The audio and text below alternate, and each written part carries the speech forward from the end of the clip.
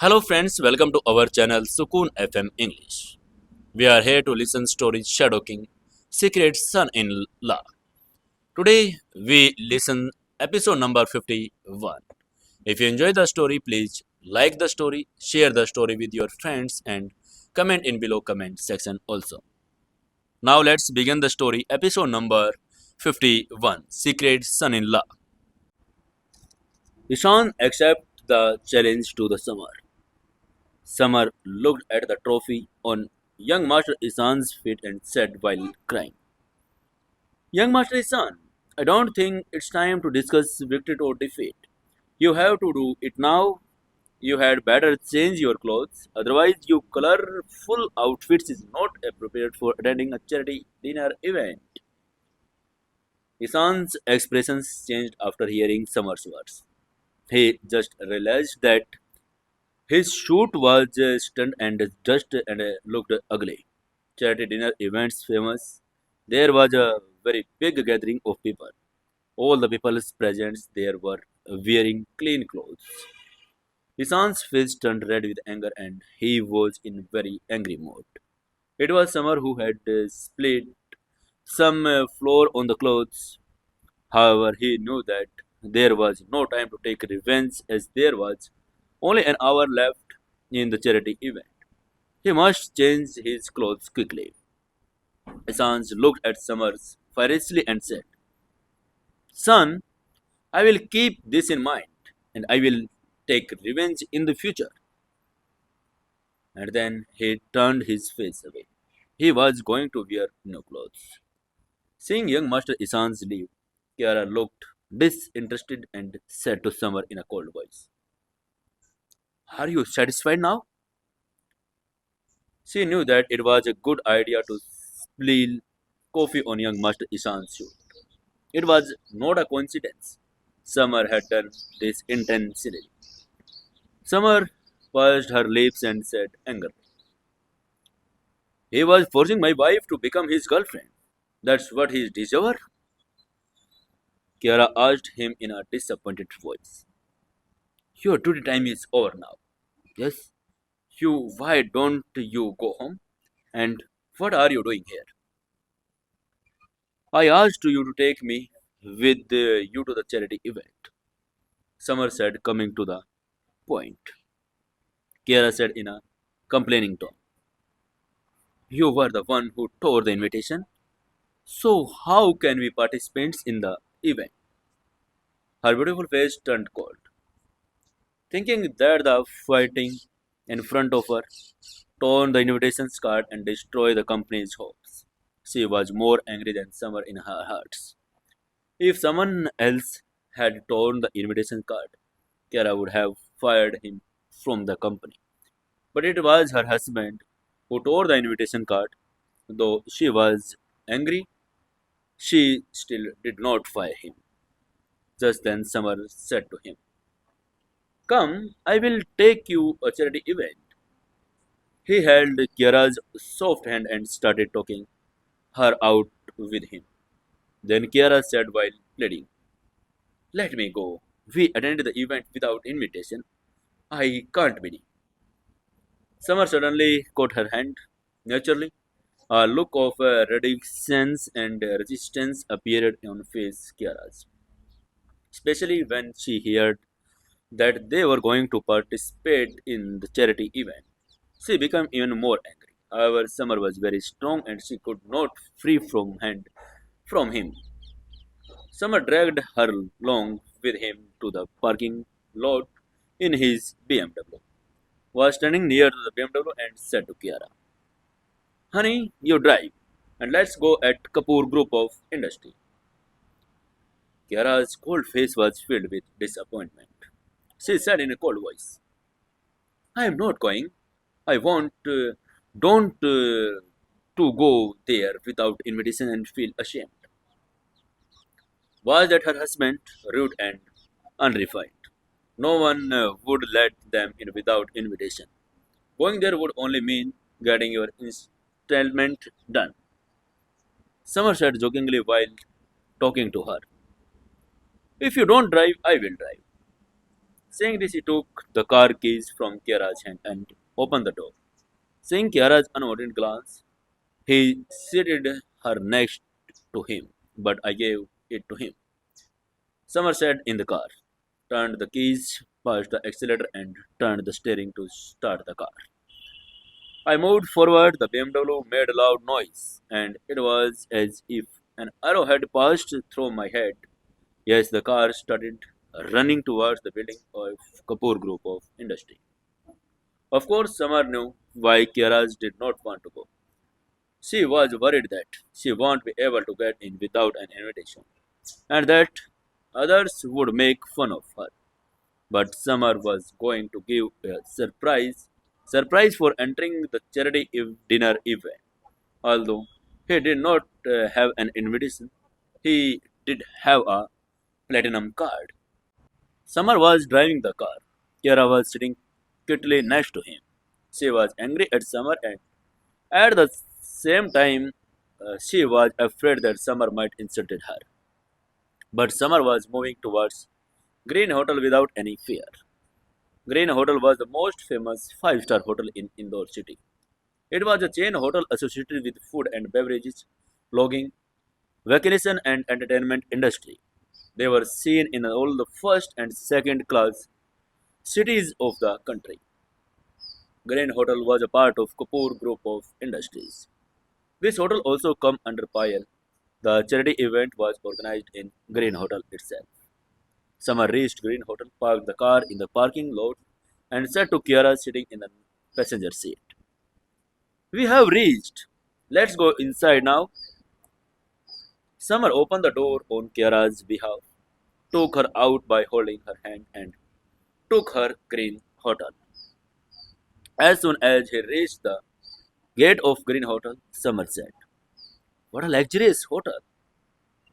Green Hotel was indeed a five-star hotel in Indore city. It was extremely luxurious.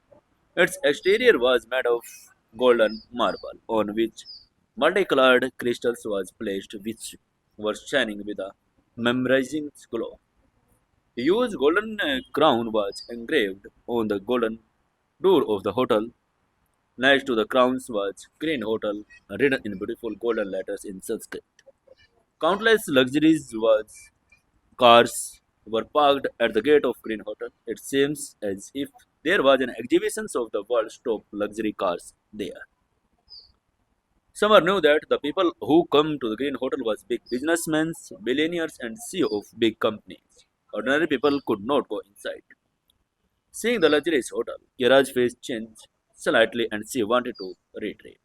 She pulled Summer's back a little nervously and said, Summer, I think we should not even try to go in. The city of Indore was a huge vanity fair and arena. People were desperate to climb the social ladder and gain fame and theirs. This charity event was a good opportunity to gain fame and benefits. Although Kiara wanted to attend the charity event, she did not have an invitation, so she was nervous to go inside. Summer patted Kiara's soft hand and said smilingly, don't worry, honey, follow me. No one will stop us. I will take you inside comfortably. He had come to surprise Kiara today, and he could not let his surprise get spoiled so easily. In front of the grand hotel, four beautiful girls wearing one piece black shorts which clearly showed her white legs. They were standing on both sides of the golden gate of the hotel and welcoming the guest coming to the hotel. It was 7 in the evening and it was dark. The whole city of Indore was shining with colorful lights, which showed the right view of the quickly beautiful city. Handsome boys and beautiful girls, the rich and the powerful, the stars of the singers, all dress up and starting their amazing night life. Beautiful girls who wanted to meet billionaires. Billionaires were looking for beautiful girls. It was a game between rich men and beautiful girls. It had nothing to do with the common people. Common people were still going to the shops selling street food. When Summer Green was about to enter the hotel. A gentle and beautiful girl said to him, "Sir, please give me your invitation card." Summer looked up and found it. It was a very beautiful girl wearing the hotel's one-piece dress. These four beauties wearing one-piece dress and their own specialties. Summer shook his head and said to Priya, "Oh, sorry, but I don't have it." Priya was the same girl who had just asked him to invitation card. Priya furrowed her beautiful eyebrows and said softly, "So sorry, you can't attend the charity event without an invitation. Please forgive me. I can't let you in." She had a good attitude and did not look down upon Summer even after seeing his dirty clothes. Suddenly, a beautiful voice come from behind. "This is so funny. I told you, you can't get in without an invitation card. How embarrassing." Who was the behind? What was will do Summer? Can go Summer inside? Let's see in the next episode 52. If you enjoy the story, please like the story, share the story, and also comment in the story. Hello, friends, welcome to our channel Sukun FM English. We are here to story Shadow King Son in Law. Today we listen episode number 52. Friends, if you enjoy the story, please like the story and share the story with your friends in WhatsApp groups and also comment in the below comment section. Now let's begin the story. Secret Sanila episode number 52. On the entry gate, gentle and beautiful girls said to Summer, "If you have not get an invitation card, please forgive me. I cannot let you in." Suddenly, a funny voice come from behind. "This is so funny. I told you, you can't get in without an invitation card. How embarrassing." Summer turned his head and found that it was young Master Ishan. At this time, there was also a few other young boys and girls beside Ishan, all wearing expensive clothes. They were obviously children from rich families. Then one of those boys and girls pointed towards Kiara and asked, "Young Master Ishan, young Master Ishan, this is Beauty Queen Kiara, CEO of Agarwal Industry, but who is the poor boy standing next to her?" A glimpse of surprise was visible in her eyes. He knew that young Master Ishan is following Kiara's on he asked deliberately. Young Master Ishan replied to the boy with a little smile and said, "Young Master Kant, this is Samar, the simple salesman of Agarwal Industry, but his tongue and head and legs were very active." People standing around were surprised and very excited to hear Ishan sing to the name of Kant, and one of the girls excitedly said, "Wow, this is young Master Kant. I actually show young Master Kant." The other girl standing next to her said, "Young Master Ishan, too, he is only here to young Master Kant." Another said, "We come here just to watch the program, but I did not know that we would get to see two young masters." People standing in front of the hotel were surprised and excited. There were four young masters of Indore city: young Master Ishan, young Master Kant, young Master Vivan, and young Master Goro. They were the most powerful young boys of Indore city, who had a lot of money. They were golden bachelors in the eyes of girls. Summer furrowed his eyebrows. From the comments of the crowd, he knew that the two people standing in front of him were part of the four young masters with strong backgrounds and great power.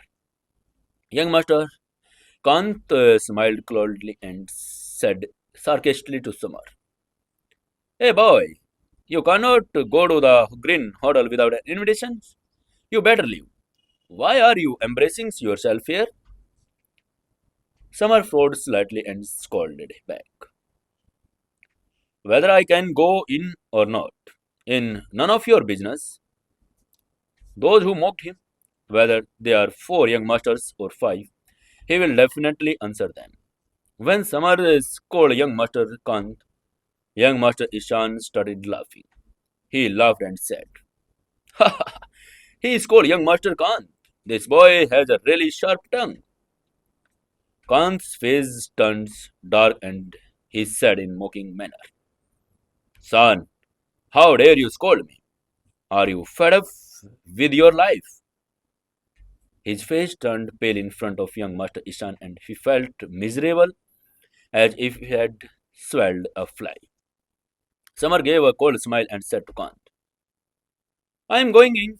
Don't try to get in my way again. Stay away."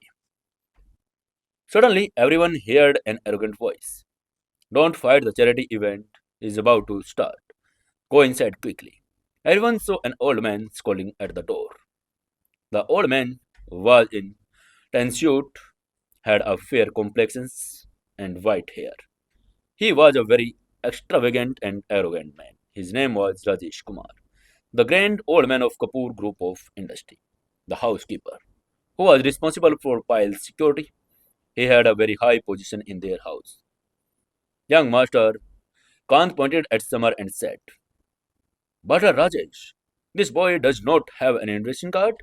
Why don't we ask him to leave?" His face was full of mockery and arrogance. Hearing Kant's words, Rajesh Kumar furrowed slightly and said to Samar, "Sir, please show me your invitation card." Samar shook his head and replied directly, "Sorry, but I don't have an invitation card." Butler Rajesh also said in clear voice, "Sir, if you don't have an invitation card, then please go away from here." Hearing this, the people standing around started gossips among themselves again. A boy said, "Oh, it is so shameful that in those top beauty will actually be a boy who does not have an invitation." Another boy said, "I would said it would be better if Kiara goes inside with younger master Ishan and young master Karthik." Then someone pointed at Summer and said, "Just look at the poor guy. He just wanted to go inside and eat for free." Everyone started talking about Summer and looked at him with disdain. Although this guy looked good, they could all tell that he was definitely a poor guy from the dirty clothes he was wearing. But what the driving everyone crazy was how he was actually standing next to the top beauty of Indore city. Rajesh Kumar was still polite to Samar and with some politeness told him, "Sir, if you don't have an invitation card, then you can't go inside. Please don't make noise here. Go away from here."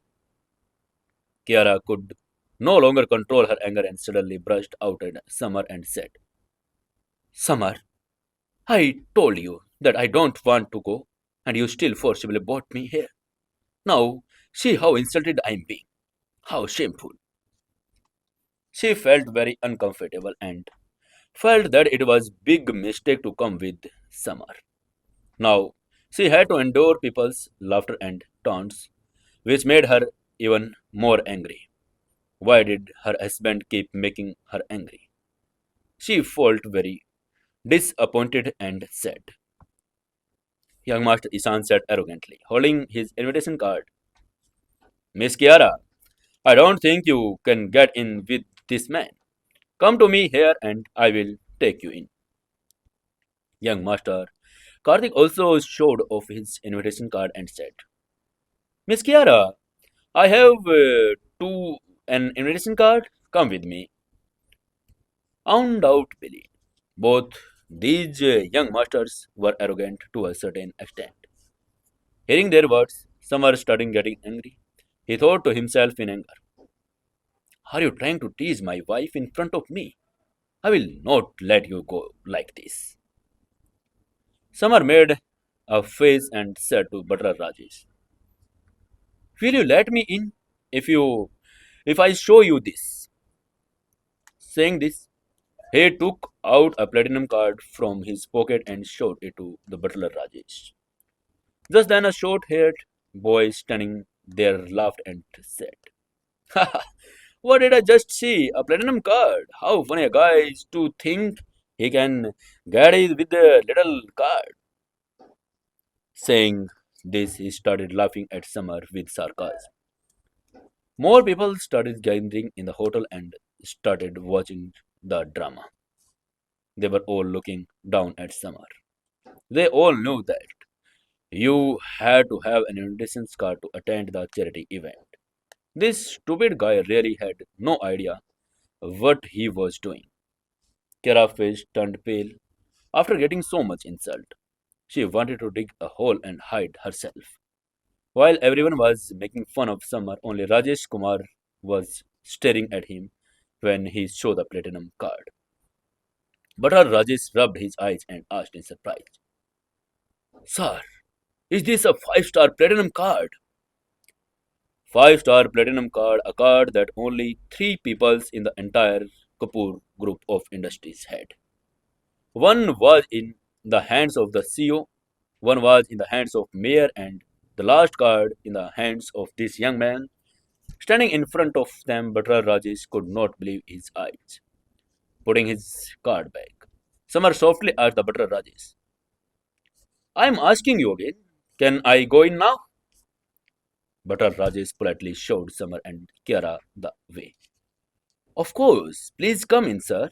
I will guide you." Butler Rajesh completely ignored young Master Ishan and young Master Karthik.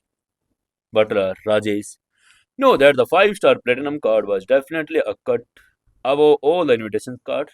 To some extent, everyone invited to the event, including the young master, knew that the card was a five-star platinum card. Ishan and young master Karthik were also present. They could not even be compared to Summer, who was the most important guest at the charity event tonight. Kiara was very confused and could not believe what was happening. She said to herself, "What is this happening? The Kapoor family's butler himself is taking to in Summer inside was." She was shocked and never thought that Summer would actually had a five-star platinum card. Kiara felt guilty again. She did not trust Summer this time again and misunderstood them. He was actually bringing her to the charity event, and she even became the most special guest of the event. Just then, a boy standing behind young Master Isan at the door asked him in surprise, "Young Master Isan, what is the platinum card that was in hand of that man who forced Mr. Rajesh to take that loser inside?" Another one said, "Yes, young Master Ishan, Mr. Rajesh have never guided even the CEO of the billion-dollar company. But why this poor guy today?" Another one said, "Tell us, young Master Ishan, is that platinum card really so powerful that even the butler Rajesh got scarred?"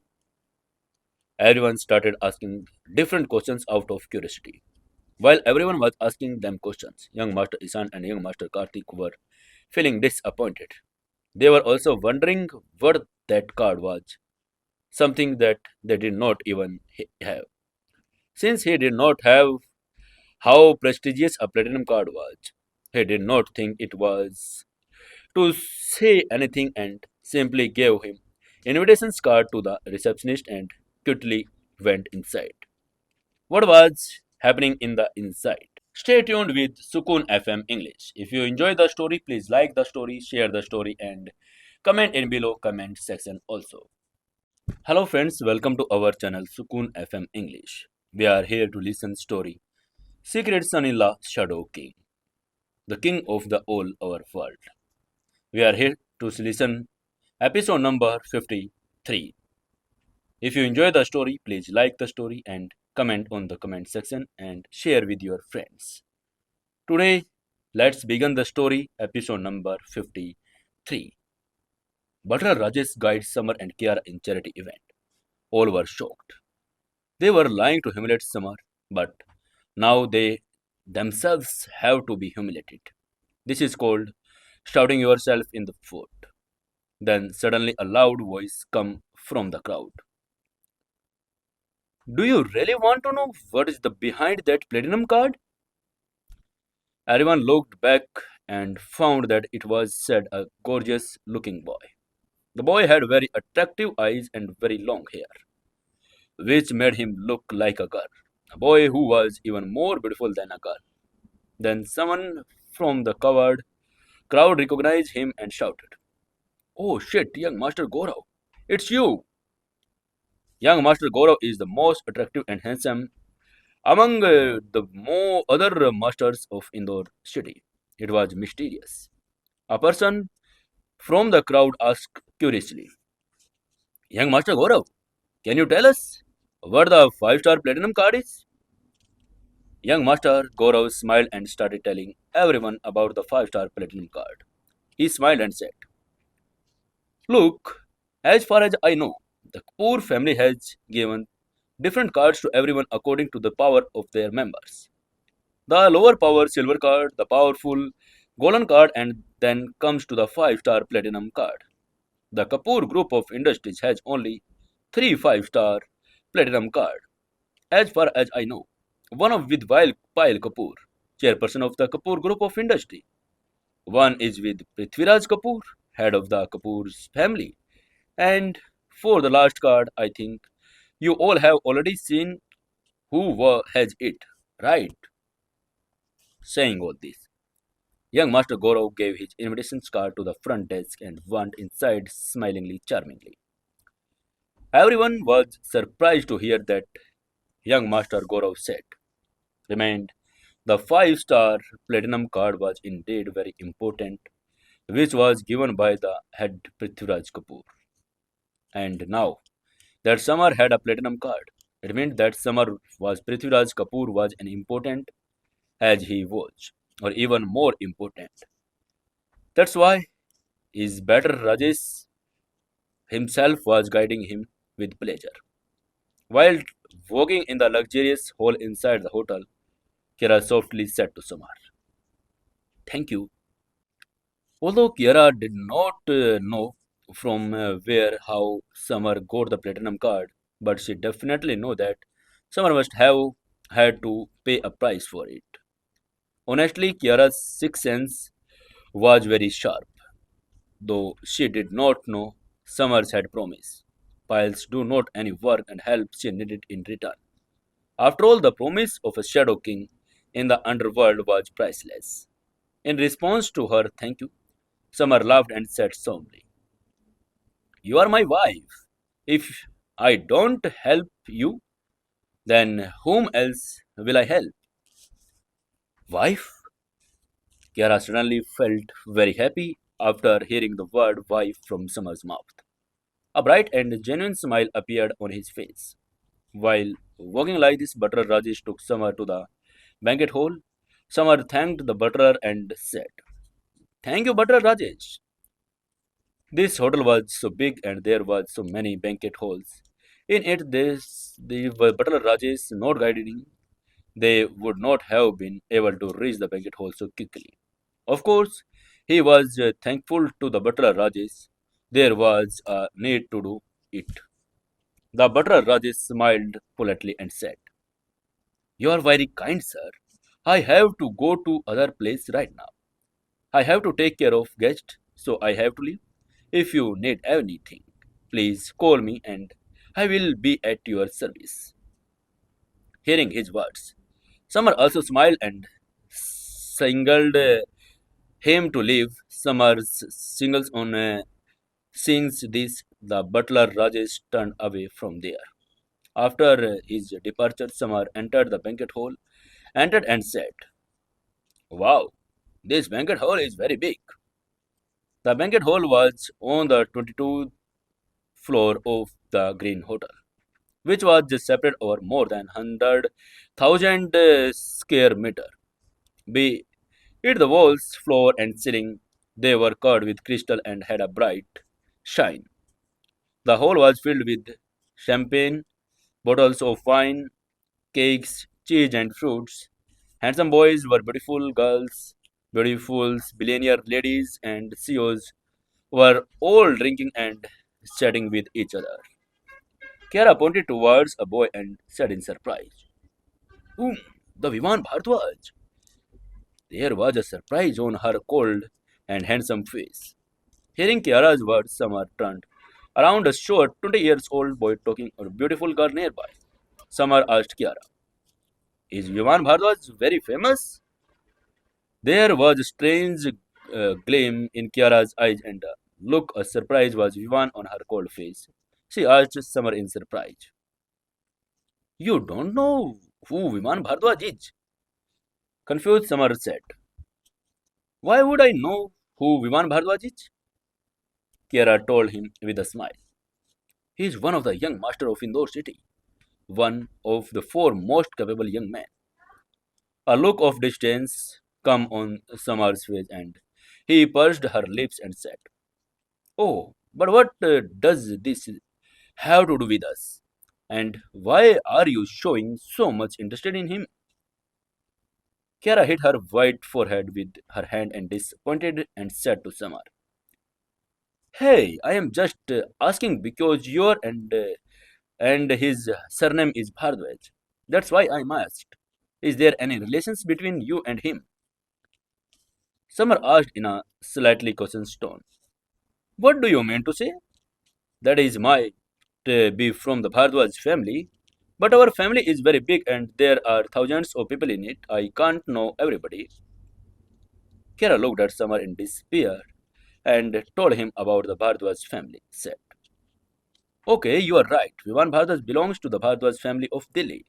He is the owner of the real estate company in Indore city and his background is very strong. According to Kiara, being the eldest son of Bhardwaj family, Samar has to face all the troubles he should have know about the family, but he did not even know about the famous people of the Bhardwaj family. Really, Samar cannot be blamed. He left his family when he was 8 years old and spent more than a decade abroad. He returned home a few days ago. He had just returned and did not know anyone in his family except his two uncles. Samar did not know this so-called Vivan Bhardwaj at all. He did not know whether he was his elder cousin's brother or younger ones. Kiara furrowed her eyebrows and asked, I take it you come to the charity event? You don't know a lot of people. Samar nodded and said, yeah, I don't know any of them. Kiara smiled and said, no problem, I will keep telling you all about them. Samar smiled, liked her, and said, okay, honey, let's move ahead now. Kiara pointing towards the crowd in the hall telling Samar about them said, look, the girl talking to Vivan Bhardwaj is Alishka Mehra, sister of young Master Ishan. To his left is Yogesh Mawa. To his left is Yogesh Marwa, owner of the Marwa Real Estate Company. To the right, Everyday Entertainment is owned by Kunal Sharma behind. Every one of them was big name in Indore city.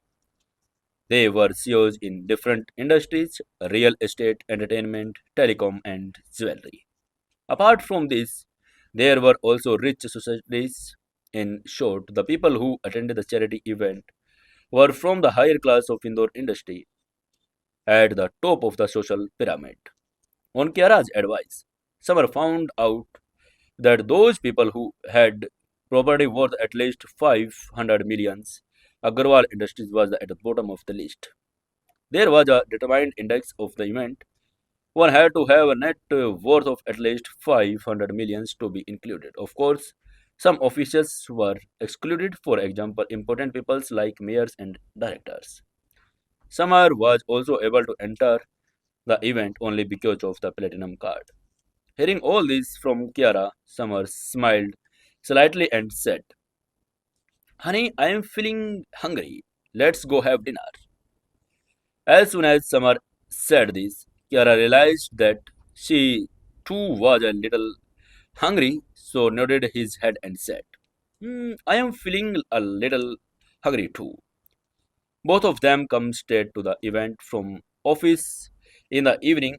They had not eaten dinner the previous night as well as they had worked the whole day. Naturally, they were both angry.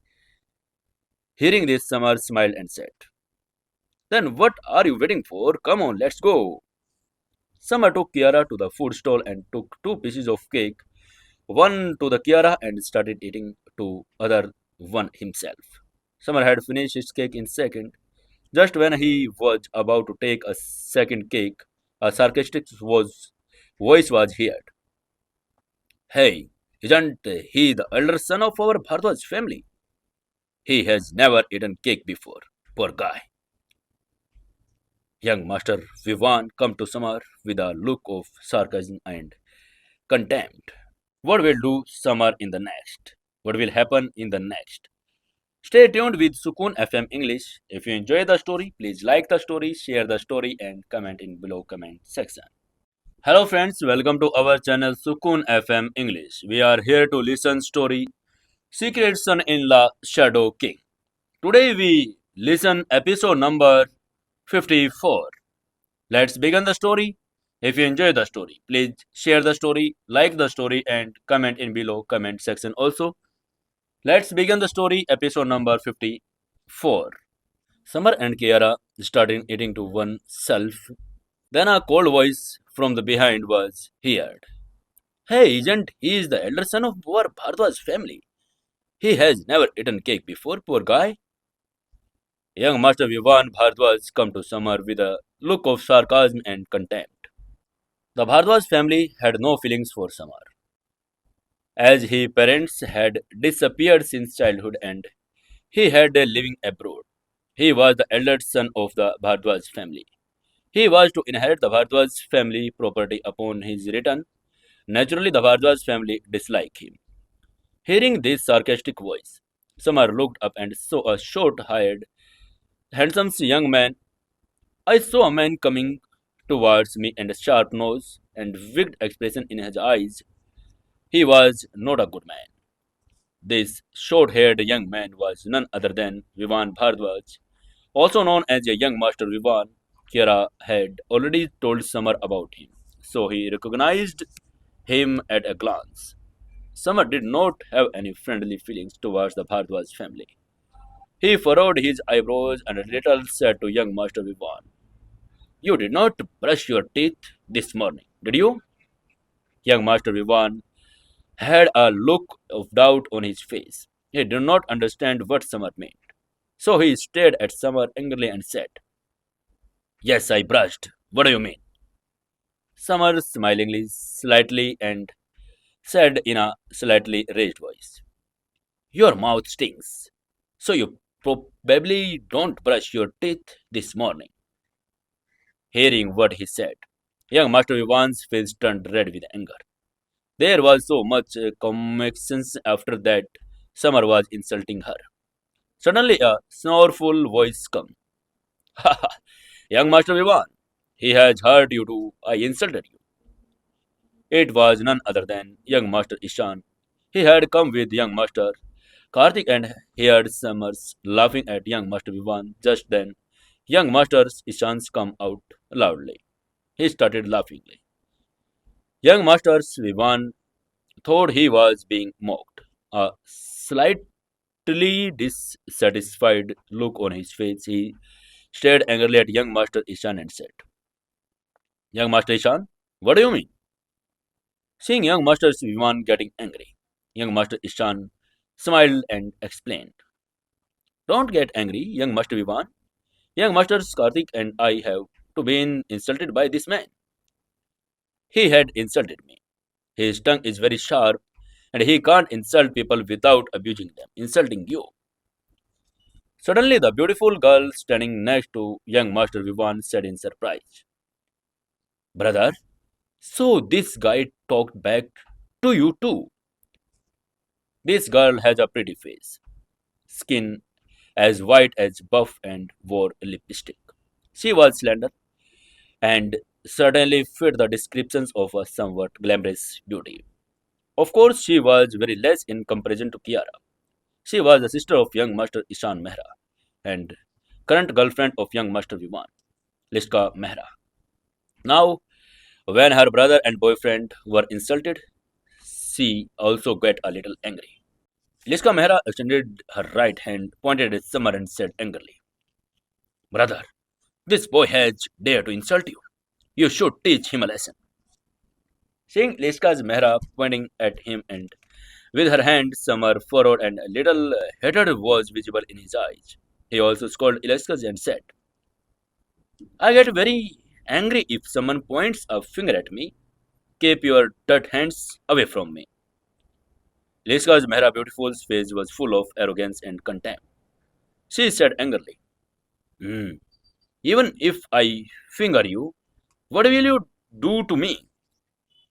Summer smiled coldly and winked at Iliska in a deliberate high voice and said, "It is not your fault that you look ugly, but stopping scaring people. You know you look so ugly that not only humans but even plants and trees will get scared of you." Iliska's merah face changed after hearing his words. There was a glimpse of anger in her eyes. She shouted angrily at Summers and said, "How dare you call me ugly? To say girls love their looks and hate those who call them ugly." Iska Mehra gets angry when Summer calls her ugly. Summer continued to taunt and to anger Iliska's Mehra said, "You Summer told me that you look exactly like a dinosaur. After seeing you, I finally realized what a dinosaur looked like." Iska Mehra could not compete with Summer tongue at all. To do so would simply mean inviting trouble. Then Iliska looked at Isan and said, "Brother, he has insulted me. Teach him a lesson for me." She knew that she could not defeat Summer herself. So he wanted to her brother to take revenge for her insult. Young Master Isan warned with a cold smile. "Summer, mind your language. Otherwise, don't blame me for bad mouthing you." This boy was calling his sisters ugly in front of a huge crowd. It was like a slap on his face. Summer smiled slightly and said, "Oh, young Master Ishan, I remember when we were earlier, when you were in Agarwal industry, you said that if I attended a charity event, you would oblige to me. Now that I am here, you can oblige." His face was full of arrogance. Young Master Ishan tried to warn him. He was very innocent and soon forgot the encounter at Agarwal industry. He thought that this was done to teach him a lesson. It was not enough. He should punish him. Hearing Samar's words, young Master Isan's face changed and he turned red with anger. He had actually said something similar in Kiara's office.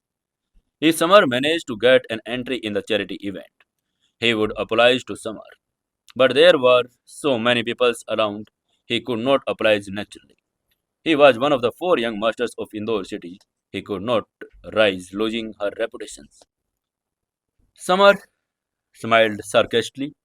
His eyes filled with hatred. He laughed a little and said, "Ha! They all call you young Master Ishan. I think they should call you shameless Ishan." He hated people who could not admit their mistake.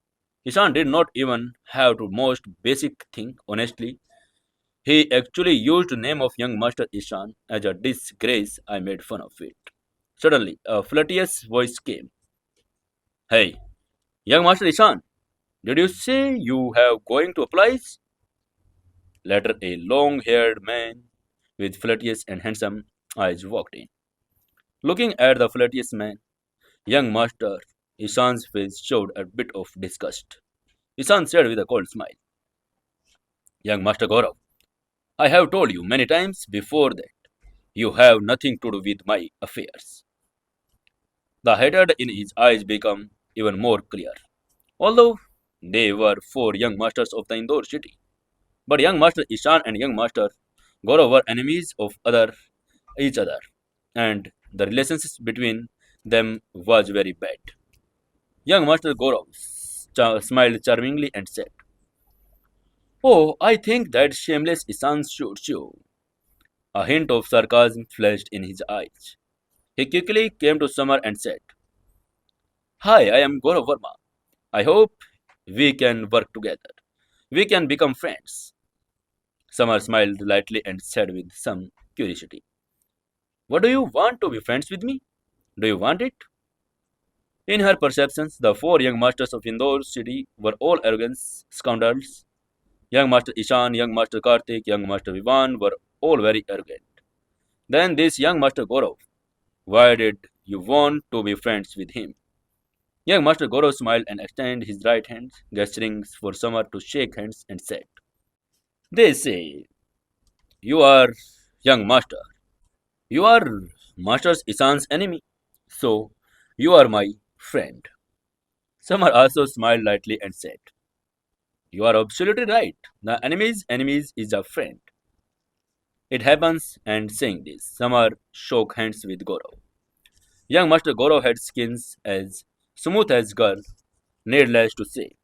Young Master Goro was young Master Ishan's enemy. Since he was young Master Ishan's enemy, he was naturally Summer's ally. Young Master Ishan smiled and laughed at the two of both of them. Whew, a girl and a tramp. You two look quite a match. Hearing young Master Ishan's calling him a girl, young Master Goro's face turned dark, a flash of coldness flashed in his eyes. He stared at him angrily, said, Young Master Ishan, who do you call a girl? Goro and Ishan were deadly enemies and had a very bad relationship. They used to fight each other every time. When they met, they would laugh and attack each other. Young Master Ishan mercilessly taunts young Master Goro with a cold smile. While hitting him, he said, I don't say anything wrong. I have heard that you have some hormonal problem. Yes, that's why you look like a girl. Young Master Ishan stared up, the deep wound in young Master's Goro's hurts. Young Master Goro got angry and come to teach a lesson to young Master Ishan. Young Master Goro's mothers had suffered a serious injury while she was pregnant and this resulted in the fetus getting affected. So when he was born, he looked very much like a girl. He was sensitive, due to which everybody used to tease him by calling him a girl. Considering that an extra sensitive person is considering a nameless person. Young Master Gaurav felt that this was the biggest punishment for him. But now, young Master Isan has revealed the deep wound in his heart in front of everyone. He was very angry, so much so that he felt like killing young Master Isan. Seeing the attacking, young Master Gaurav, young Master Isans have a cold smile, clenched his fist and said, getting ready to fight. If you want to fight, so look, I am ready. Young Master Isan used to practice martial art and he was a level 1, stage 2, and he was certainly not scared of young Master Goro. What was happening in the next episode? Stay tuned with Sukun FM English. If you enjoy the story, please like the story, share the story, and comment in below comment section also. Hey friends, welcome to our channel Sukun FM English. We are here to listen story Secret Son-in-Law Shadow King. If you enjoy the story, please like the story, share the story with your friends. Friends, we are here to listen episode number 55 of Secret Son-in-Law. Let's begin the story episode 55. Young Master Ishan and young Master Goro ready to fight with each other. Suddenly, a cold, arrogant voice comes. Anyone who wants to fight should leave here immediately. Everyone turned around and saw the butler Rajesh coming towards him. Seeing butler Rajesh coming, the faces of young Master Isans and young Master Gaurav changed. They did not have the courage to say anything. Although both were four young boys of Indore city, he was a part of Masters and his family was also a very powerful. But the Kapoor group of industries was the biggest industry in whole of India, and the family of both of them justify was the richest person of Indore. So comparing them with each other is also stupid. Butler Rajesh coughed and warmed young Master Ishan and young Master Gaurav. The Kapoor family is organized a charity event tonight, not an arena. Fighting is absolutely not allowed here, and if anyone fights, it will be a direct rebellion against the Kapoor family. If there is something, it can be resolved with words, not with hands and feet. His meaning was clear. There should not be any fight there. Hearing the words of Butler Rajesh, young Master Ishan's eyes lit up. If fighting was not allowed, he could have insulted young Master Gaurav in casual conversation. Young Master Ishan mocked young Master Gaurav with a cold smile and said, Young Master Gaurav, what is fool like you doing here? You only look at hot girls. You can, but you can't date them. Hearing young Master Ishan's words, the people around started laughing and looking at young Master Gaurav. There was hatred and scorn in their eyes. Hearing the laughter of the peoples around, young Master Gaurav's face turned red. He clenched his fist, his nails dug into the skin, bleeding, but he did not hesitate to do so. But he did not pay for attention. He was more hurt by young Master Ishan's words and people's laughter. This young Master Ishan was really a shy boy. He used to expose Gaurav's evil intentions in front of others. He was doing this and giving others to chance to laugh at him. At this moment, young Master Goro actually wanted to tell young Master Isans a big punch on his head, but he knew he could not do that. Doing so would cause trouble at charity event and bring dispute to the Kapoor family, with which Gaurav could not afford. Then Samar realized Gaurav's feelings, so he smiled tightly, patted his shoulder and consoled him and said, Young Master Gaurav, what about the dogs? The dogs keep barking. We should not get angry when the dogs bark. What is the need? Ishan's face turned, said after listening to Samar's words, and he asked in a friendly manner, Hey, you four, who are you saying bad things so? Ishan became very dissatisfied with being insulted repeatedly by Samar. If had it not been for Kiara, he would have broken his the boy's legs long too.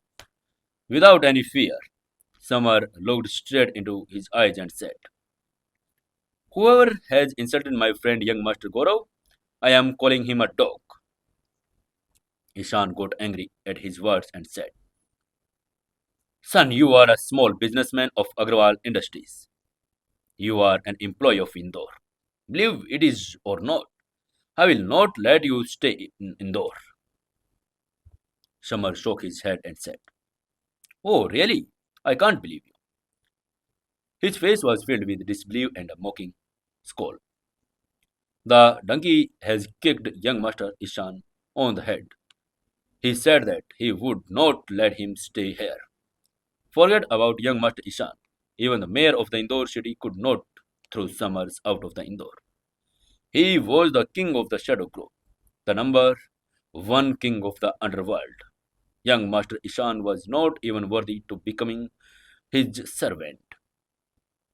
Just then, young Master Ishan gave a cold smile and turned back to look at Kiara and said, Kiara, I suggest you remove Summers from the company. Otherwise, Mera Industries will close all projects with Agarwal Industry. He knew that he could not defeat Summer. He could only ask Kiara to fire Summers from his job and make him unemployed. And when Summer would not have a job, then how could he stay in this city? Young Master Karthik also smiled coldly and said loudly, Yes, this is correct. I agree with young Master Shan. If you do not fire Summer, then our group will of industries will also terminate all its deals with Agarwal industry. He was upset with Samar. Now that young Master Ishan was leading, he was definitely involved. Besides, he was a friend of young Master Ishan. Naturally, he would help Samar teach him a lesson. Young Master Vivan also laughed and threatened Kiara, saying, Haha, I agree to, Sio Kiara. If you don't fire Samar, Vibhardwaj's family will also stop working with your company. Samar and Kiara got married in a very secretive manner. They kept their marriage away from the eyes of the world. The marriage was a simple one, and both Samar's biological grandfather and his eldest son was married. Apart from the uncles, no one in the Bhardwaj family knew about this marriage. So young Master Vivan did not know that Samar was Kiara's husband. Otherwise, he would not have tried to convince Samar to fire him from the job. Three of the four big families of Indore city stood together and threatened Kiara, saying that she fire Samar from his job. The crowd standing there started talking amongst themselves. A girl standing there shouted enthusiastically. She said in sarcastic tone, Hey, this is the first time I am seeing one person overpowering three young masters. Then one of the boys said to the boy standing next to him, How can this poor looking boy anger the three young masters? No one can save him from destructions. Then the boy standing near her said to her, I can bet with you that Kiara Agrawal, she will fire this boy from his job right away.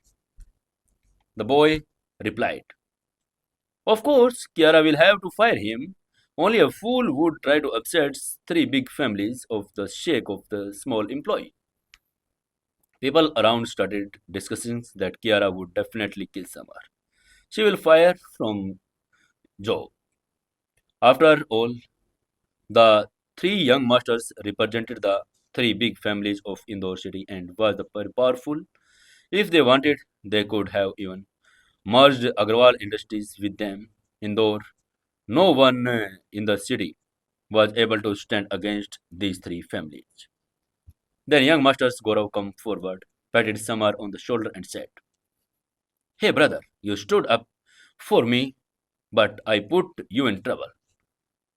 His face was filled with guilt. It was full of manner. He knew that Samar had called young Master Isan a dog only to help him, due to which young Master Isan felt very bad and now he was taking a revenge. To ease the guilt in his heart, young Master Gaurav said, Brother, don't worry. Verma Group and Industries will always stand with Agarwal Industry. Young Master Ishan said to young Master Gaurav with a cold smile.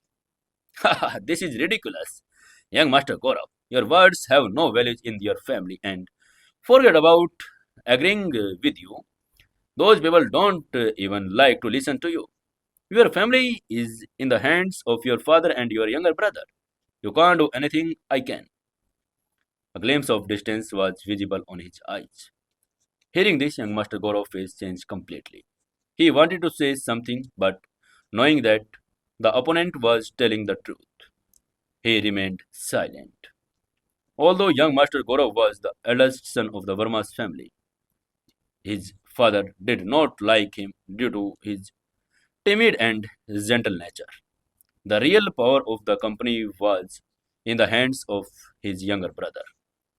Even though he could even have collaborated with Agarwal industry, his younger brother's permissions was necessary for his. But would his brother want to cooperate with the three big families just for the sake of Samar? Who will he annoy? Seeing Kiara's silent, young Master Isan furrowed his eyebrows and asked in a cold voice, President Kiara, say something. Are you expelling Samar or not? Kiara's cold, beautiful face, looking at young Master Isan and two others in front of her, sarcastic expressions emerged. Kiara was speechless and she rolled her eyes and said to herself, I thought, Am I a fool to fire my husband from his job on your instance? Now he understands. They were donkeys in wolf's clothing and were not at all like him, could not compete. These people were not threatening him and trying to take advantage of his helplessness. Only her husband treated her well, made soup for her, and gave her a huge at the charity event. Entire bought a platinum card to give him. Kiara was with her husband in front from the heart. Kiara waved her hand and said, "Sorry, Samar is an employee of Agrawal Industry. I will not fire him on your insistence." There was indifference on her pretty face. Young Master Isan threatened. "Kiara, have you thought about it? If you don't fire Samar, you are against our three big families. You will go. Your Agarwal industry will shut down." His face turned cold. He never expected that Kiara would face the worth of three families of small employees and ignore its threat. Kiara's tone became unusually firm. Without any hesitation, she said, "I am saying it again. Even if Agarwal Industries closed down, I will not fire Samar." Hearing Kiara's words, people around started looking at her with surprise. For a small employee to insult three big families, the CEO's Kiara lost her mind. Earlier, people used to call Kiara the business queen. By the way, this time they started doubting her intelligence. Facing the mocking gazes of the crowd, Kiara was extremely determined. She decided that no matter how difficult and how great the danger, she would not fire Samar from his job, even if she had to go against three big families. Then Goro came to Samar and smilingly placed his hands on Samar's shoulder and said, "Brother, President Kera is standing with you. I would say you. Are you lucky?" Samar was the only person who was treated so well by the number one beauty of the whole city of Indore. Samar nodded his head and said smilingly, "Yes, that is it." He was very happy. To defend him, Kera stood up against three big families, which made him feel very confused. But these three young masters dared to threaten his wife, which made Samar very angry. Samar smiled and laughed at three young masters and said, "You three are idiots. You guys have no shame in threatening a girl." Saying this, he came and stood in front of Kiara. Young Master Ishan stared at him angrily and said, "You called us coward? I think you are the coward who was been hiding behind a girl for 2 days. If you have the courage, then try and fight directly." Then Samar smiled slightly and, looking at Isans with a mysterious look, he said, "You have a bad wedding problem.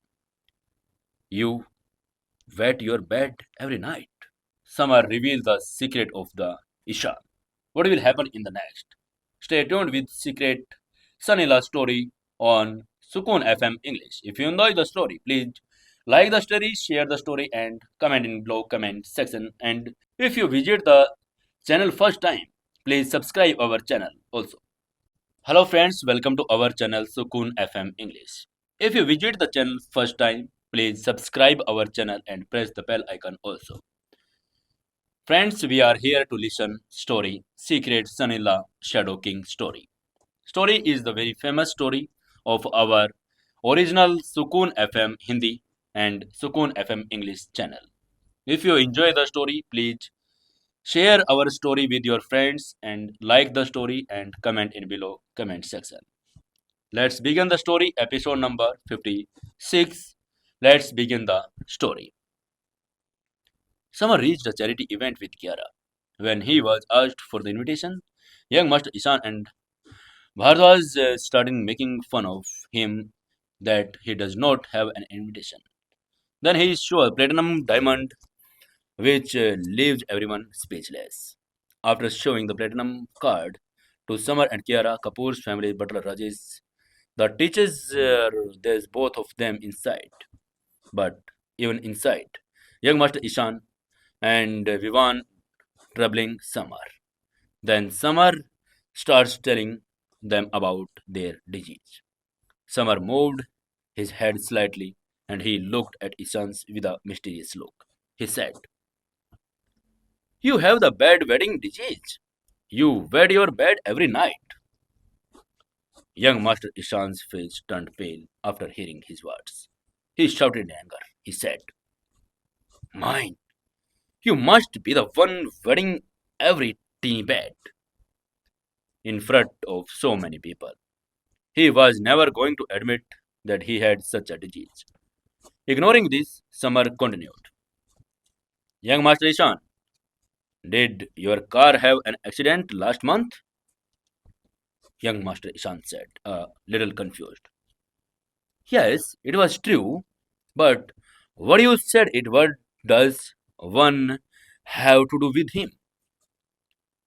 Revealing young Master Ishan's medical condition, Summer said, "Take the medicines. The symptoms of wetting the bed is the immature growth of human brain cells. The This happens due to neurologic dysfunctions. It's a fact that the human body, the brain is not able to control those functions. Due to that accidents, I also lost my sins. You are not able to control your urethral sphincter, which is why you wet the bed." Saying this, he went into the temple. Not only were Summer's fighting skills top notch, but his skills as a doctor were also number in the whole world. He is also called the King of Doctors. This is because his fighting styles as Shadow Kings were so famous that he had other lands hidden under him. Her medical scores had reached the pinnacle of perfections. All five of her were perfect. He was able to cure any illness. This was the reason why Summer was able to read the tones of the face of the person in front of him and identify their illness instantly, using a school of examine from ancient medicine. After hearing Summer's words, the crowd immediately looked at Summer Master Essence with a strange look. When the crowd saw sweet, dripping young Master Ishan's forehead and his face, but when show the panicked expressions, they all had the same feeling. It seemed like that young Master Ishan actually had a bad wedding problem and he wets his bed every minute. Young Master Goro laughed out loud while mocking he misericiously. "This is very great. Young Master Ishan, you are 20 years old and you are still your own. You want the bed. This is very helpful." Young Master Ishan had just mocked her for being a girl. Of course, he had to respond. He was not going to just take insult. The people around started whispering to each other, pointing at young Master Ishan. It was considered very shameful for a 20 years old to wet his bed. They looked down upon him. When young Masters was Summer insulted his friend Ishan, he threatened Summer and said, "Son, you talk too much, but this time you have to keep your cool. You have opened your mouth to the wrong people. Now nothing is safe from your hands." Seeing his religious sentiments, I bowed down in front of him and looking at his face carefully said, "So to me is also a disease serious." Young Master Bharat shouted angrily, "I am in very good health. I don't have any disease."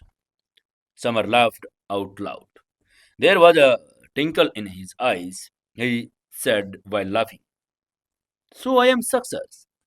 Syphilis was a common infectious disease. This young master Bharat had many girls. He must have played with him. That too without any protections. Due to his carelessness, he got this disease." Young Master Bharat's face turned pale and he shouted loudly in anger. You stop your faith. But Samar continued his talk with just fines and said, your face is pale. I have had migraines quite often, and you also have severe pain in your lower region. It happens. These all symptoms of syphilis. You have already consulted a doctor, but the doctor could not cure it. This confidence in him came from the medical abilities. After all, he was the king of doctors. Samar knew him very well. He had not made a wrong diagnosis. The man in front of him was an animal in human skin.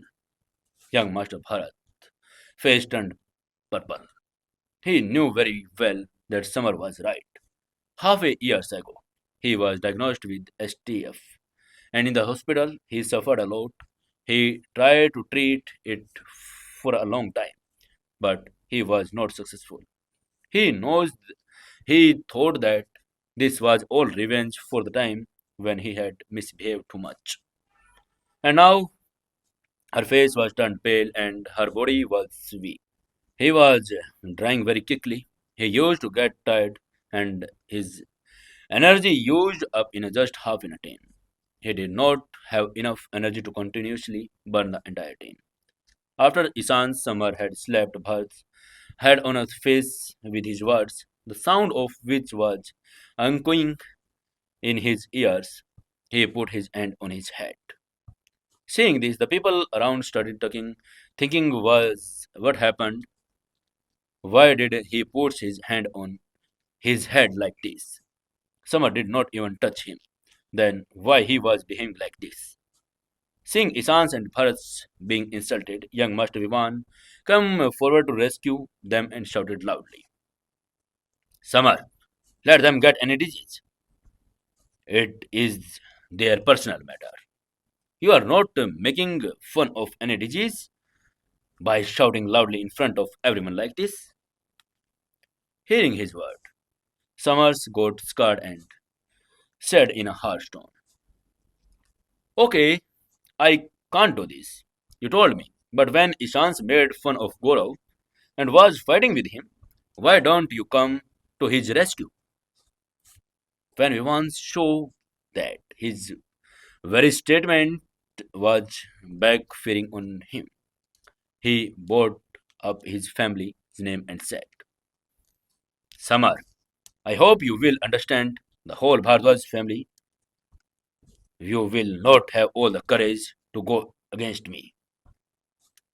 Samar raised his eyebrows and took young Master Sivan with him to a cold place. Looking at me, he said, look, you look like a gentleman, but in reality, you are a little different. Vivan thought that Samar was trying to talk about some illness with him too, so he completely ignored him and said, "Hmm, I just went to the hospital for a checkup. My body is fine. I don't have any illness."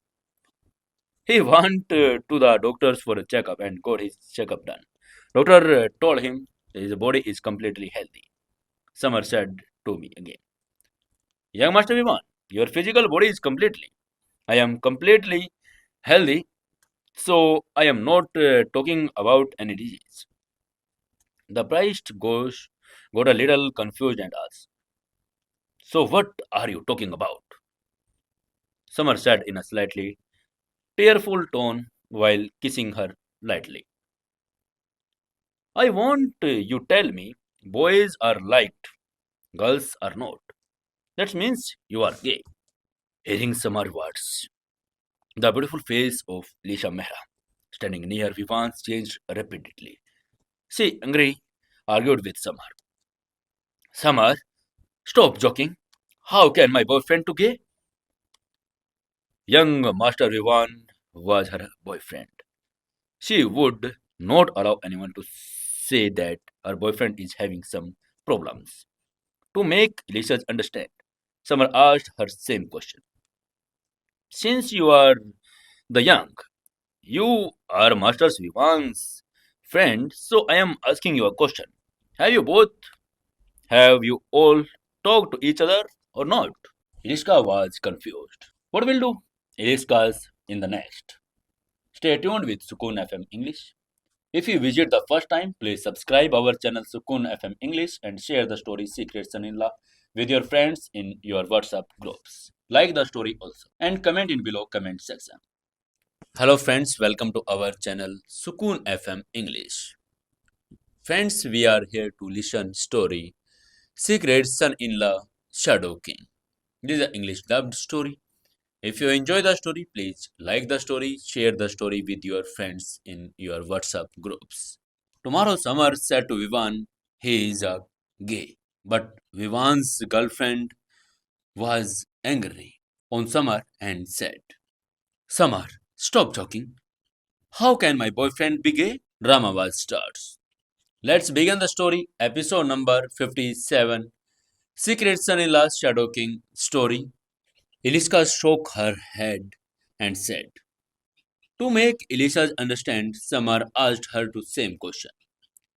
Since you are young, you are Master's Vivan's friend, so I am asking you a question. Have you all talk to each other or not? Iriska shook her head and said, no, but only because we didn't, just because he did it. It does not mean he has any problem with it. Summer said, further while smirking lightly. I want to ask you one more question. Do you want to know more about this? Have they ever kissed? Has the man ever held my hand?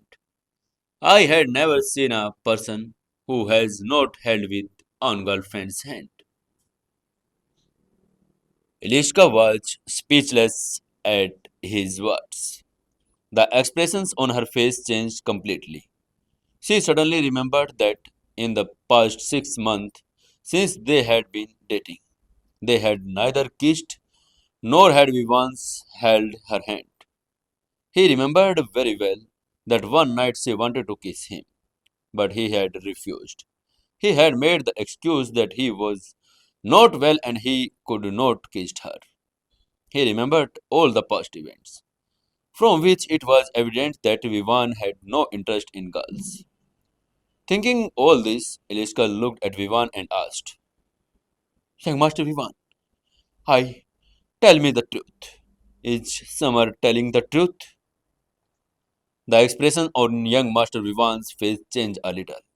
He started sweating as he explained things to her quickly and while trying to make Eliska understand. He said, Baby, don't pay attention to her lies. Yes, I am your boyfriend. You should trust me, not him. But his subtle expressions revealed him.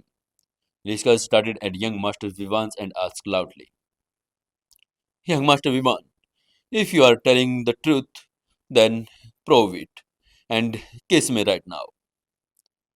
Vivan again made excuse and said, Baby, I am not well right now and this is our first trip.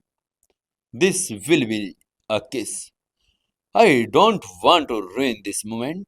I believe that we should have our first kiss when both of us are unconscious.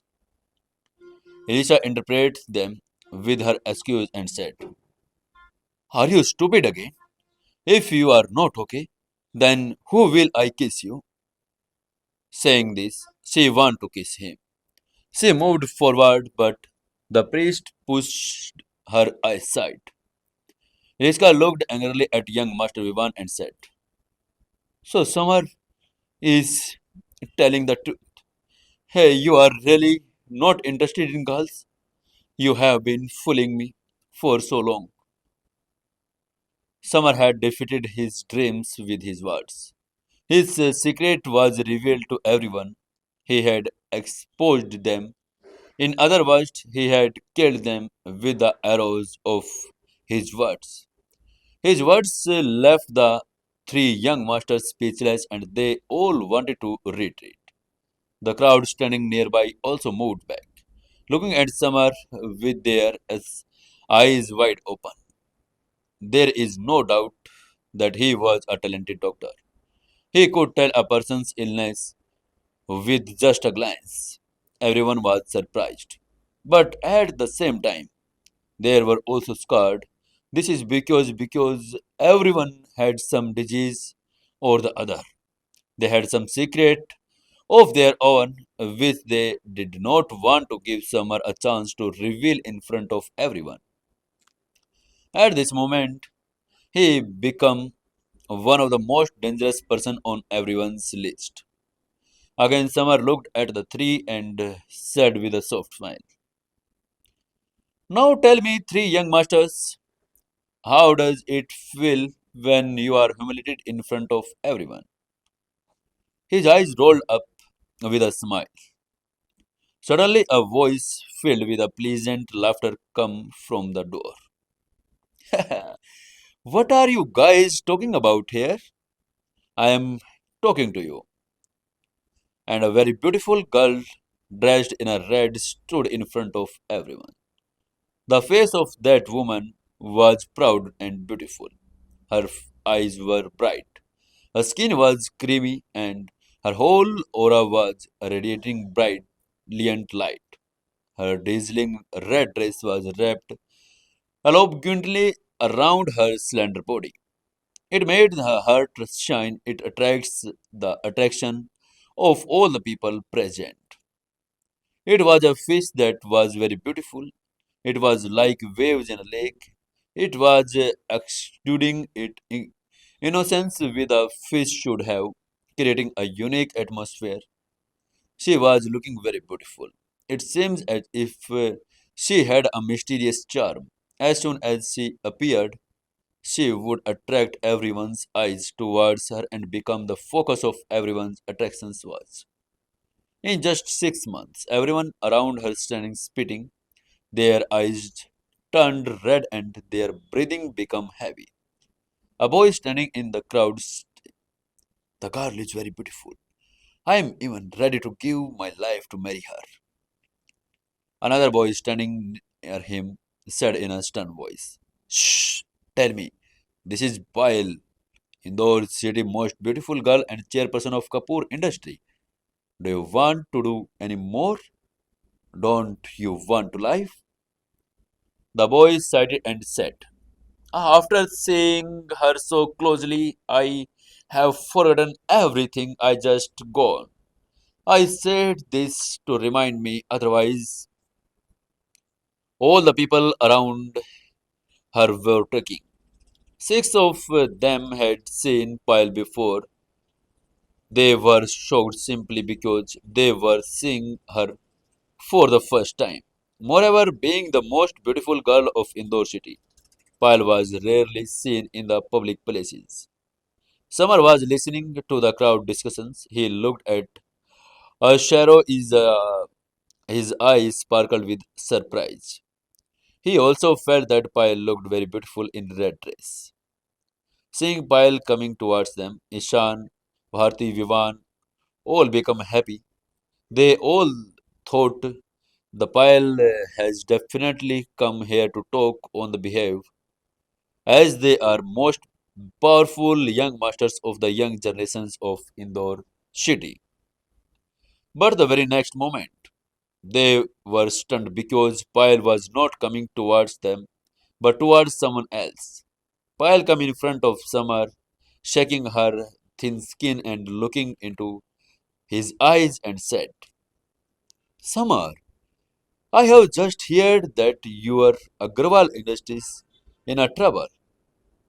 Her soft voice, which was like water, had a unique charm.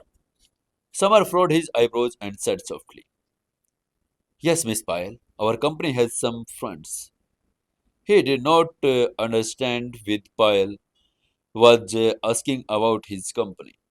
Pyle opened her red cherry lips and said adorably, "Oh, okay, Industries has recently started a project which we want to do with your Agarwal Industries. Now it is all up to you. What do you say?" Kiara, who was still standing next to Summer, was very shocked. Her cold face turned to surprise. She said in surprise, Miss Payal, do you want to do project with Agarwal Industry? She knew that Kapoor Group of Industries is one of the top 10 industry in India. In Kapoor Group of Industries would have done any project with Agarwal Industry, then it have definitely saved Agarwal Industry. Payal adjusted her hair a bit and said in a stylish manner, Yes, I am ready to do your project with Agarwal Industry, but I have a small condition. This project will be taken up by Samar. The only reason for her to do a project with Agarwal Industries was to get close to Samar. Because she knew that Samar was not an ordinary person. Rather, he was a person who was respected by the entire family. Kiara raised her eyebrows and said, That's great. I am willing to make Samar the representative of Agarwal Industry so that he can work with your entire group of Agarwal Industries. Please cooperate.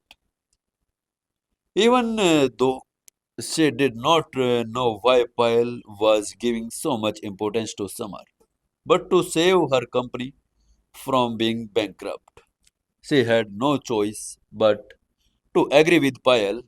Moreover, Samar was not only her subordinate but also an employee of Agarwal Industry, so she could promote him very easily. Hearing this, Payal also said in agreement, Yes, so let's wait for the charity event to get over and discuss the details of our project. Kiara also said respectively, Okay, Miss Payal. Payal stood up gracefully and looking at Summer said, Oh, yes, the auction time of the charity event is about to start. Summer, will you sit with me in this auction? She said.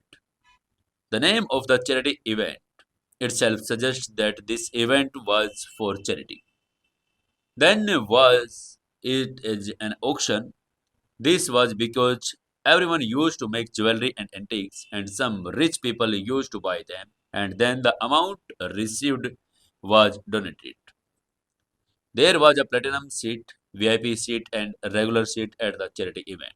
It was clearly evident that Payal would sit on the platinum seat, but Kiara could only sit on the regular seat. If Summer sat with Payal, Kiara would not have been able to sit with him. So Kiara said to Payal, Miss Payal, Summer is an employee of Agrawal Industries, so he should sit with me. He's CEO. Even though Payal had agreed to do a project with Agrawal Industry, Summer was her subordinate, so Kiara definitely did not want him to sit with Payal. This was his lair.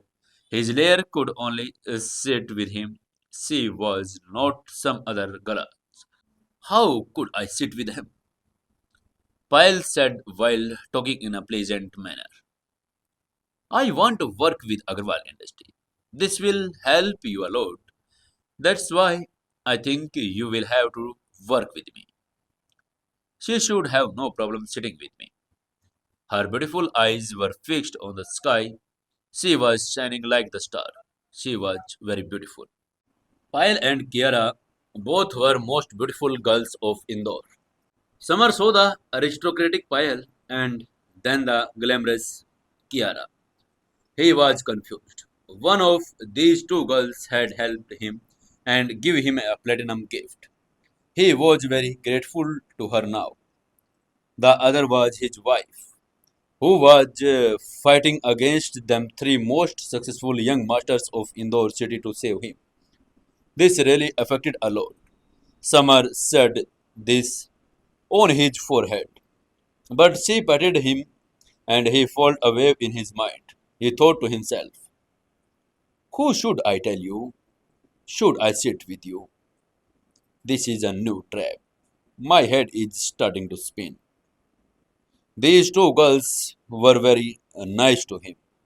He really did not know that he with whom should he sit because if he sit with any one of them, Then the other I would definitely have forgotten angry.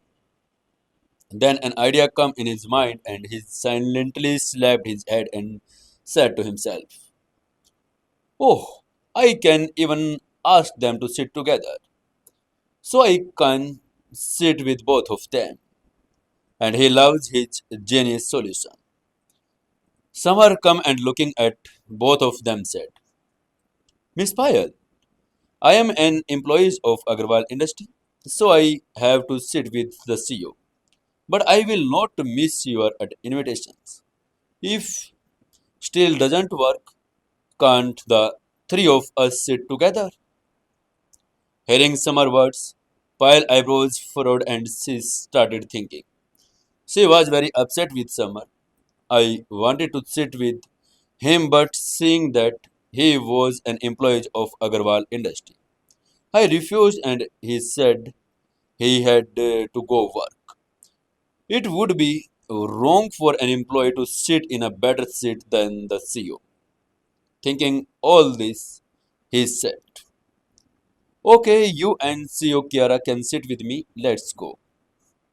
Pyle said this in a lovely way and asked Summer to Kiara to leave. She gestured and walked towards the platinum VIP seat. The people sitting behind the were very feeling very jealous. They all wished they were in a summer palace, but Isan, Bharat, and Vivan, all three of them had a sad face. They were all very unhappy. The three of them basically want to force Kiara to drive Summer out of the job. He had not expected that Payal would come forward to help Summer like this. This was a hard slap on his face. He felt very bad. The charity auctions had more than 30 scenes in a row. The first row had platinum VIP seat. The people sitting on the VIP platinum seat were all big personalities. Payal, son of mayor, the richest person of Indore city, CEO of anti-society against. Even though Samar and Kiara were seated in the first row and right next to Payal, they were still considered the lowest in the eyes of others.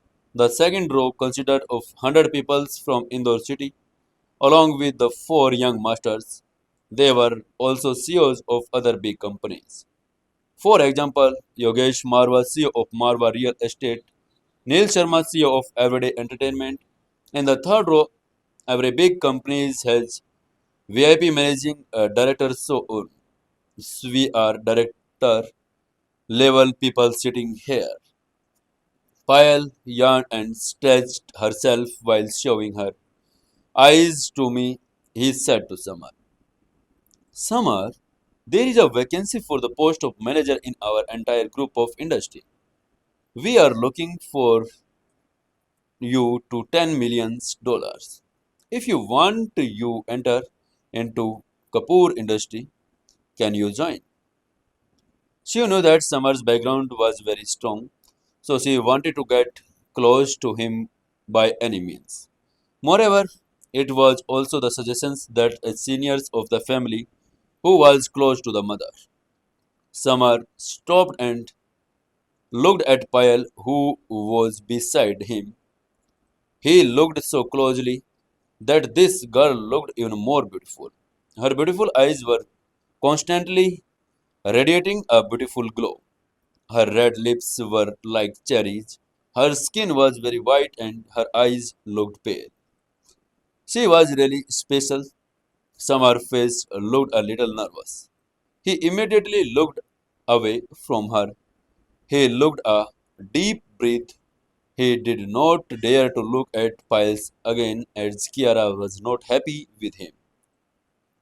Realizing that Pyle was trying to was Summers right in front of her, a disgusted expression appeared on Kiara's adorable face. She said to herself, "I agree, my Kapoor group of industries was the biggest industry of Indore city. But you were before my eyes. You can't even try to touch my face in front of him." Kiara was very angry. Kiara said while laughing in a lovely manner, "Samar, you have done really well recently. You have promoted well. I will give us you a bonus. She was very beautiful, her lovely dark face, her small nose, her vibrant red lips, as well as her ice white skin, slender body, long legs made the summers tremble. Especially when she slept, it was like the ice was melting. If Payal was called a rose, then Kiara could be called a Burfi. They were both extremely beautiful and both were extremely pretty. Summer took a deep breath to calm his heartbeat and said, Miss Payal, thank you for your offer, but I am doing well at Agarwal Industry and I have no plans to change the company right now.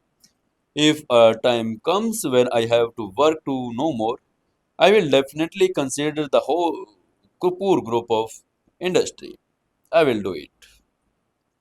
He could not even muster the courage to work with another company, otherwise, Kiara would surely tear him apart. So he gave a very vague answers where he neither agreed nor refused. He also rejected Payal's proposal. It was beneficial for him to leave some space for the game. Summer felt that he had taken this. All went well, as he did not upset either the girls, but Payal and Kiara were both unhappy. Yet Payal said with a smile, if that is the case, then I can just wait. A glimpse of disappointment was visible in her beautiful eyes. She knew that Samar was just a regular employee of Agrawal industry and his monthly salary would be very low. She initially thought that if she could hire him for $10 million, she would be surprised. If gives the post of manager, then he will definitely join her company. But who know that Samar would reject her? Pyle thought to herself. This is the first time someone has rejected my offer. Kiara raised her eyebrows and stared at Samar and thought to herself. Samar, Agrawal Industry is the great company. I will take on so many responsibility that I won't even get time to think about other things. This man just said that if such a time comes when he will leave Agrawal Industry, then he will go to Kapoor Group of Industry. This made Kiara a little angry. Because of Kiara, Agrawal Industry represented the market while the Kapoor Group of Industry represented Payal. Summer said that if he leaves her, he will go to Payal, so he was definitely not happy. Kiara clenched her cheeks and said to herself, come on, Kiara, I have to go to the gym. This enemy has to be defeated. You can't let Summer go in his company. Because Kiara saw that the way Payal was looking at Summer was soft as water, as if she was flirting. This made her uncomfortable and she went on high alert. Payal was considered the number one beauty of Indore. After all, she could not let him touch her lair. Kara's father was kidnapped by a woman because he had a mistress outside. He did not love her mother. She did not want to be like her mother, so did not let her husband to go anyone else. Ping!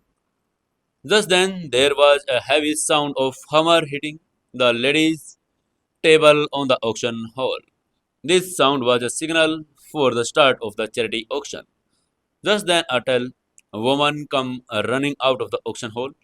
She walked towards the stage and after seeing everyone around her, she stood up in a pleasant manner. That lady said to everyone while speaking to me, dear valuable guest, I am from the Kapoor Group of Industry. I am Natasha. Everyone is welcoming to the charity event of Kapoor Group of Industry. Today, whatever money we collect from the auction will be donated to orphanages. That beautiful lady standing in the middle of the stage, even though she had grown a little old, was still as charming as ever. She was very good at acting. Her every look and every gesture was an inspiration to all the men below the stage. It was competitive in my eyes. And with her efforts, the atmosphere was becoming even more lively. Everyone was red faced and ready to beat. Seeing that all the men at the venues were red faced and looked very impatient, Natasha looked a little sport. Looking at Natasha, Summer softly said, "This lady is very good at sales. She seems to be a master in sales." He could understand that the lady standing on the stage was very good at fulfilling everyone's wishes. Natasha opens her red lips and said, "The first item of the auction today is from raw density. There is a piece of silver, a flower. The silver utensils from the raw densities were the most famous. This was the crystallizations of the working class of Indore city. Their name was at the world level. Every part of these silver utensils was famous. The king was classicals and they were all very handsome. Just then, young Master Isans asked excitedly, "Natasha ji, please tell me quickly that what is the starting price of this flower pot? I want to buy it." He was interested in antiques and he was very fond of collecting antique treasures. Hearing his words, Natasha laughed and extended her white palm and said this twice. She clapped her hands. Then a girl standing next to her brought a tray with her hand, but there was a red piece of cloth. The red cloth was all right, which kept the inside completely safe. Natasha moved her red cloth forward and slowly removed red cloth. It was a silver flower pot, which was placed on tray and was shining. This flower pot was so beautiful that it looked like a flower. It was not big. It was just a little more than a foot high. But it was very beautiful. The silver flower pot had very fine carvings on it. It was magnificent and beautiful, a great example of this. Natasha looked at everyone and said while saying, "Flower pot, the auction's price starts from the 1 crore rupee and each bid can be at least 50 lakh rupees. There could be more." As soon as Natasha's voice fell, the crowd was already waiting to shout, especially young Master Ishan, who was the first to stand up and shouted, "I offer 1 crore 50 lakh rupees." Just then Samar interpreted and said, "Young Master Ishan, this is unexpected for you." When he saw that young Master Ishan wanted to buy flowers, Samar frowned slightly and cold light flashed in his eyes. He hated this man very much, who always used to harass his wife. He said to himself, "Since you want to buy these flower pot, but I will not let you buy them so easily." Samar used a knife to vent his anger on young Master Ishan. "I decided to spend more money for this." He suddenly stood up and said loudly, "I offer 2 crore rupees." Young Master Ishan heard Samar's voice and he was stunned. He was surprised and then a flash was anger was visible in his eyes. He clearly did not expect that Samar he will have the courage to compete with him in the auction. He was one of the four young masters of Indore city. It was clear that he could not lose to a small employees of Agarwal industry. It was a matter of honors since he had opened his mouth for flower pot, so he will have to buy this flower pot. Young Master Isan said loudly with a cold glow in his eyes. I offer 3 crore rupees. Just then Samar voice came. 4 crore, young Master Isan shouted without any hesitations in his voice. 5 crore. Samar looked at him and increased the price of flower pot, saying, 6 crore. Young Master Ishan looked at Samar and a fierce look. There was anger in his voice. He was saying in anger, 7 crore. Ignoring young Master Ishan's anger, Samar raised his bid to trouble him even more. 8 crore. Young Master Ishan also shouted in excitement. 10 crore rupees.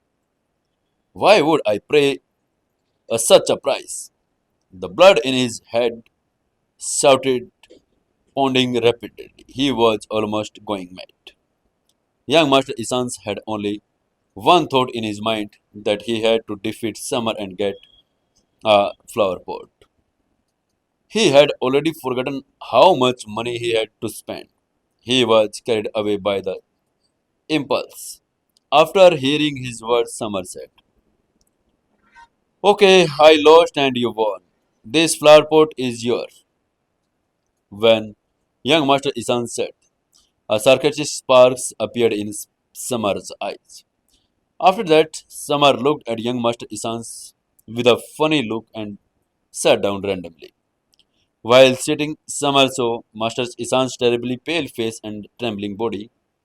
Looking vaguely, it seems that this lucky fellow must be very angry. After all, 10 crore was not a small amount. The entire event auctions hall was quiet as death. Everyone was looking at young Master Isan strangely, as if they wanted to laugh at him. This man is really a money man. I was a man, but even if you have a lot of money to spend, you should not waste it like this.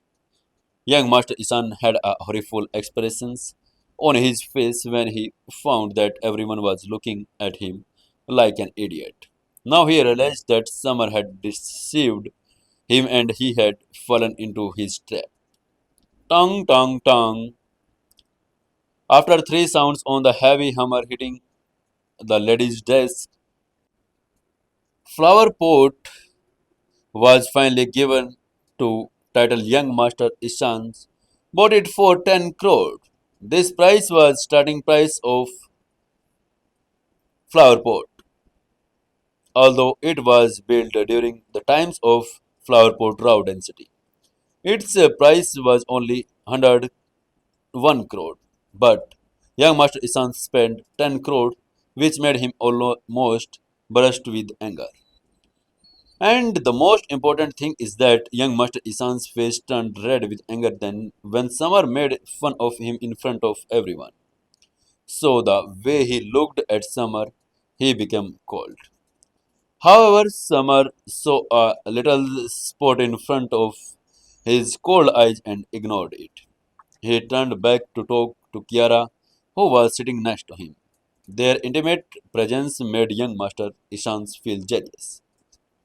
The auctions had gone starts right from the first item, and Natasha's Tilbury was happy. She was excited. After a little pause, the auctions of the next item started. The second part of the auctions, the tortoise, was a famous magical pearl. This magical pearl was based on the glass and emitted a silver surface light. Finally, it was acquired by the richest man of Indore city. The auctions continued, and after one of more than 10 antiques were sold.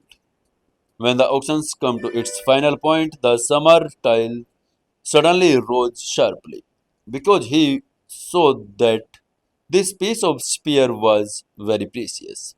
It was a pendant made of fair Kashmir spear in 1881. This pendant was neither green nor blue. It was multicolored. The color was yellow and white gray.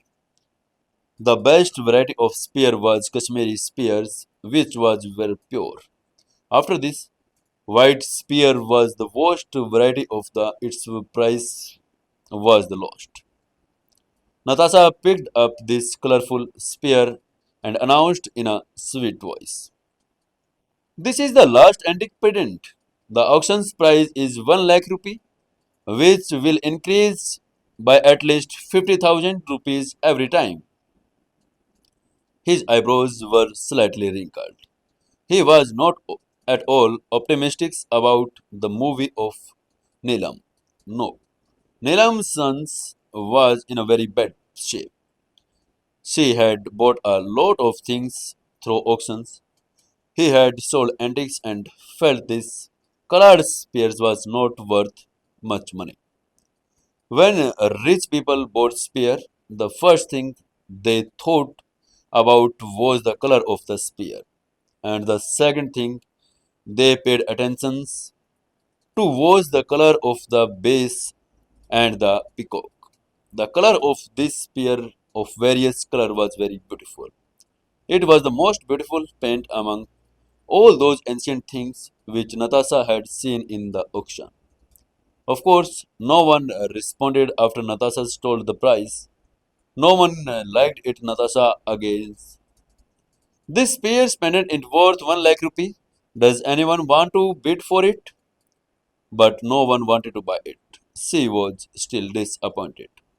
Samar was still thinking about Neelam. Suddenly a thought came to his mind. The light bulb came on. He finally remembered that it was a piece of treasure. He thought that to himself. "Oh, I remember. It's a pair of dragon and phoenix pennants. I have a phoenix pennant." The real, especially of the coin, was hidden. The dragon and phoenix pennants, as the name suggests, were two pieces of spear. The first one was dragon pennant and the second was the phoenix pennant. He had once seen a drug paint in a British museum. It was exactly like a drug paint. It was a black circle, but there was a phoenix in the middle. It was clearly a phoenix paint. Summer did not hesitate anymore. He stood up and got ready to bid. However, a sudden blush appeared on Summer's face. The reason was very simple. Summer did not have much money. If he had bid for the spear piece, he would not have been able to pay even a single penny. Summer got a reward of 50,000 from his company because he had recovered 1 crore rupees from Bakhtawar, Prachi, and he got 50,000 each. He had already spent most of it and now he was left only 6,000 rupees. 6,000 rupees were obviously not enough to buy this pen. Earlier, Summer Young Masters was convincing Ishan to spend a lot of money and he wanted to buy something did not want to. Now he was determined to get the piece of spear and he had to buy it. Antiques for charity events were paid for in money or transferred from there. However, no credits was allowed for any purchases. Summer's eyebrows wrinkled and his face filled with worry. He started thinking to himself, "I thought he would. What would I do? What should I do? This spear is such a huge treasure. I don't know how can I get it. I will able to see in next time.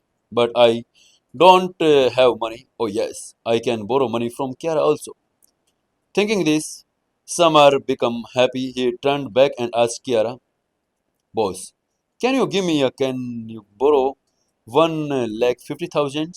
I want to buy this Neelam paint." Kiara had a look of surprise on her face. He was surprised and asked, Do you want to buy this Neelam pendant?" It was clear that the quality and textures of the spear was not good. No one was willing to buy it, was not ready for it naturally. She wanted to know why Summer wanted to buy it. While beautiful eyes sparkled, she immediately asked Summer, "Summer, if you want to this spear pendant, I can lend you 1 lakh 50,000 rupees." She said this to him. A divine spot appeared on a Moha's face and made him especially divine. Kera said in a cold voice. Miss Payal, there is no need for this. I will give him 1,50,000 rupee. She rejected Payal's proposal. She was Samar's wife. If Samar needed money, he should have lent it to her. How could he have borrowed money from Payal? His affections towards Payal disappeared. He looked out a bank card and extended it towards Samar and said, "Take this. There is a 50 lakh rupees in this card. It should be enough to buy a spare pendant." "Thank you." Samar thanked him and took the sword in his hand. He only wanted to buy 1.5 lakh and he was not expecting this at all. That Kiara will give him only 50 lakhs. It's, his wife was very great. He thought in his mind, I feel appreciated. Samar stood up and said loudly, 1,50,000 rupee. I want this Nilam pendant. Please do. The starting price of Nilam pendant was 1 lakh and each bid is higher than 50,000. 50,000 must have been more. Hearing smart words, the people around him starting looking at him in surprise when they saw that Samar wanted to buy a pendant.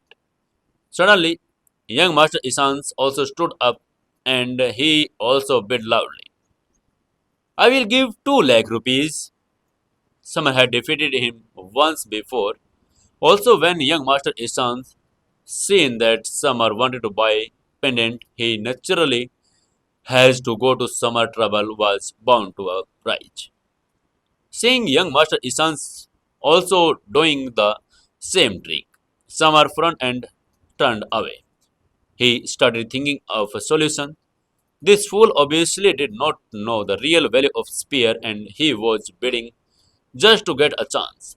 Samar gently said this and straight away increasing the price 1 lakh rupees and said, I will take 3 lakh rupees. Young Master Isan said in a cold voice while listening.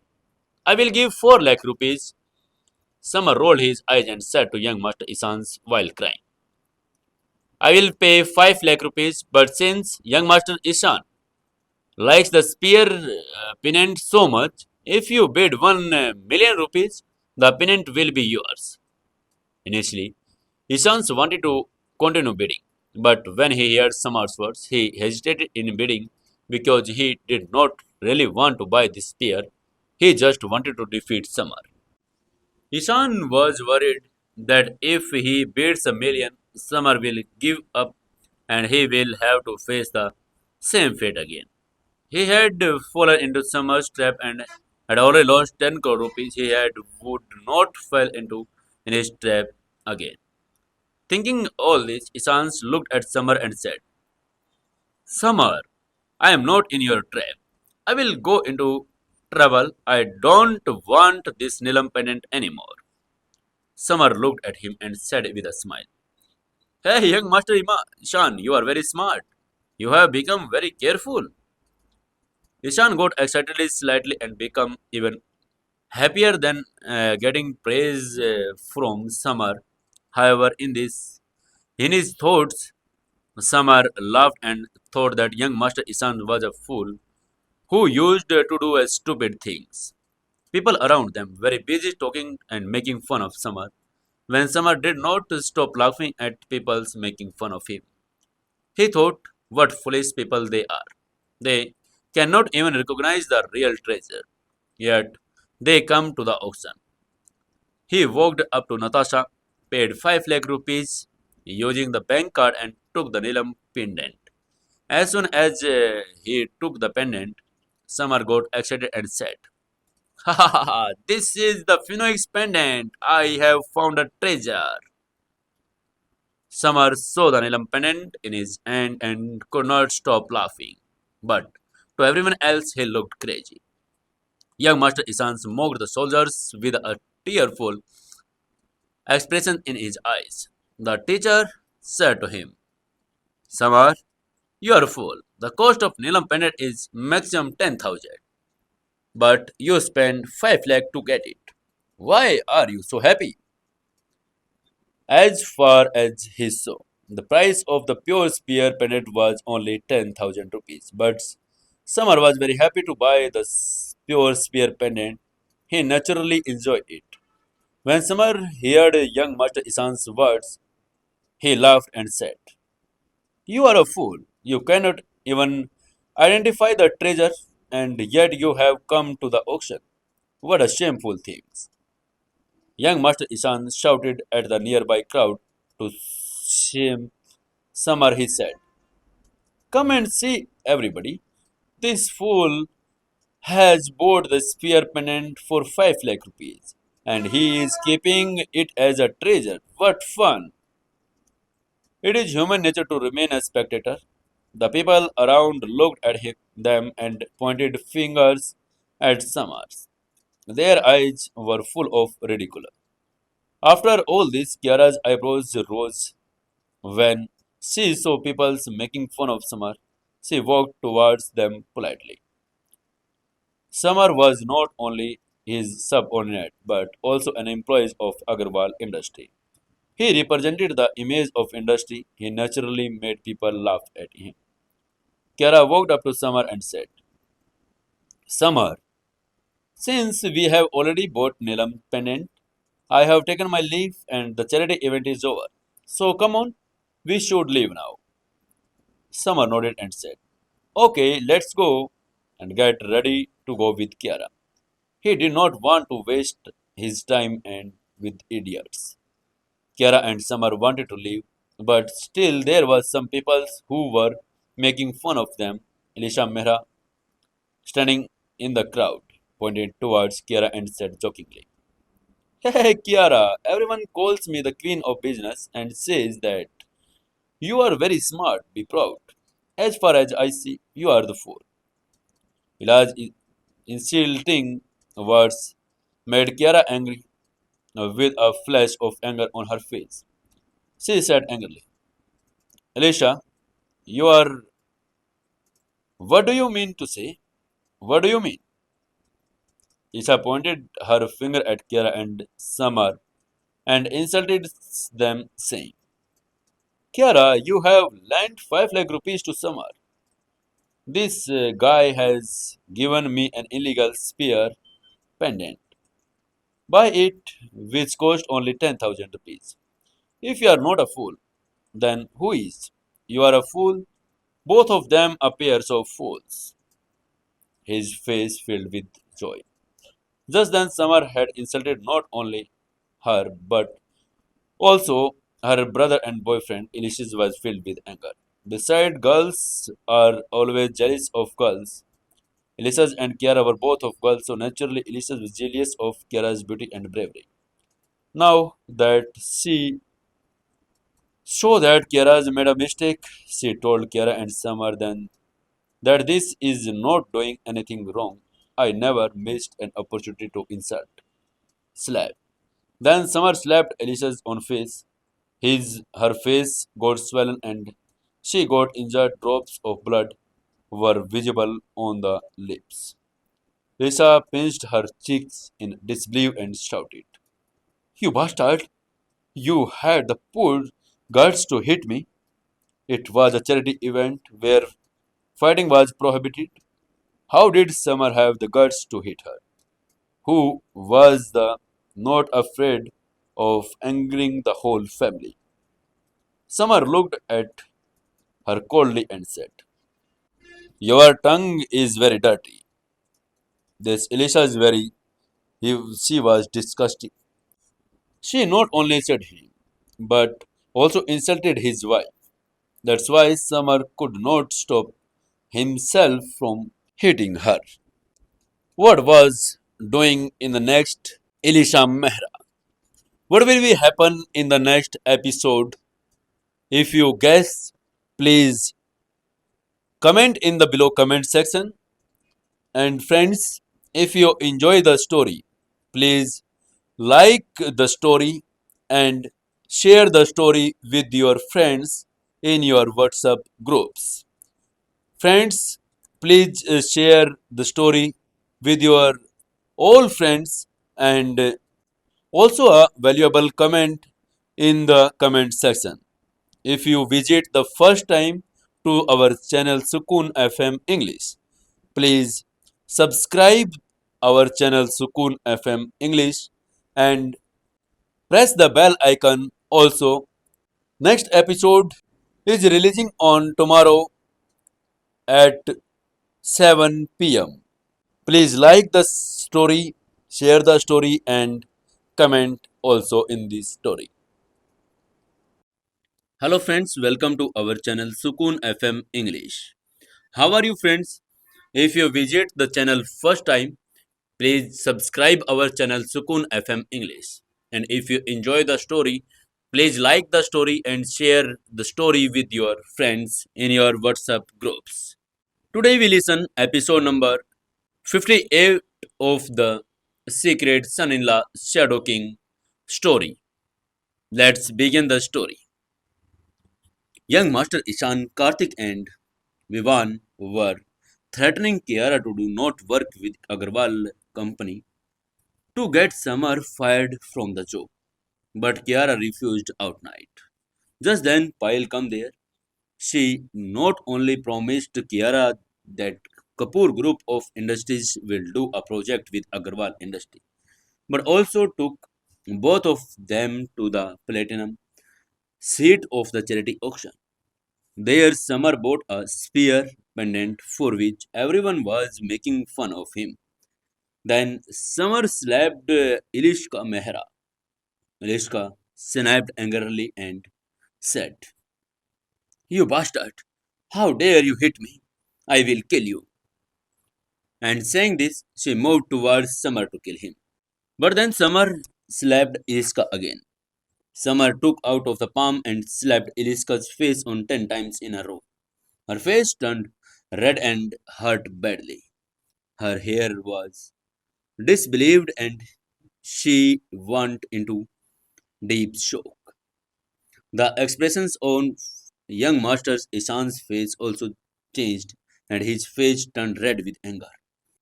He angrily said to Samar, "Hey, you have crossed all limits by touching my sister.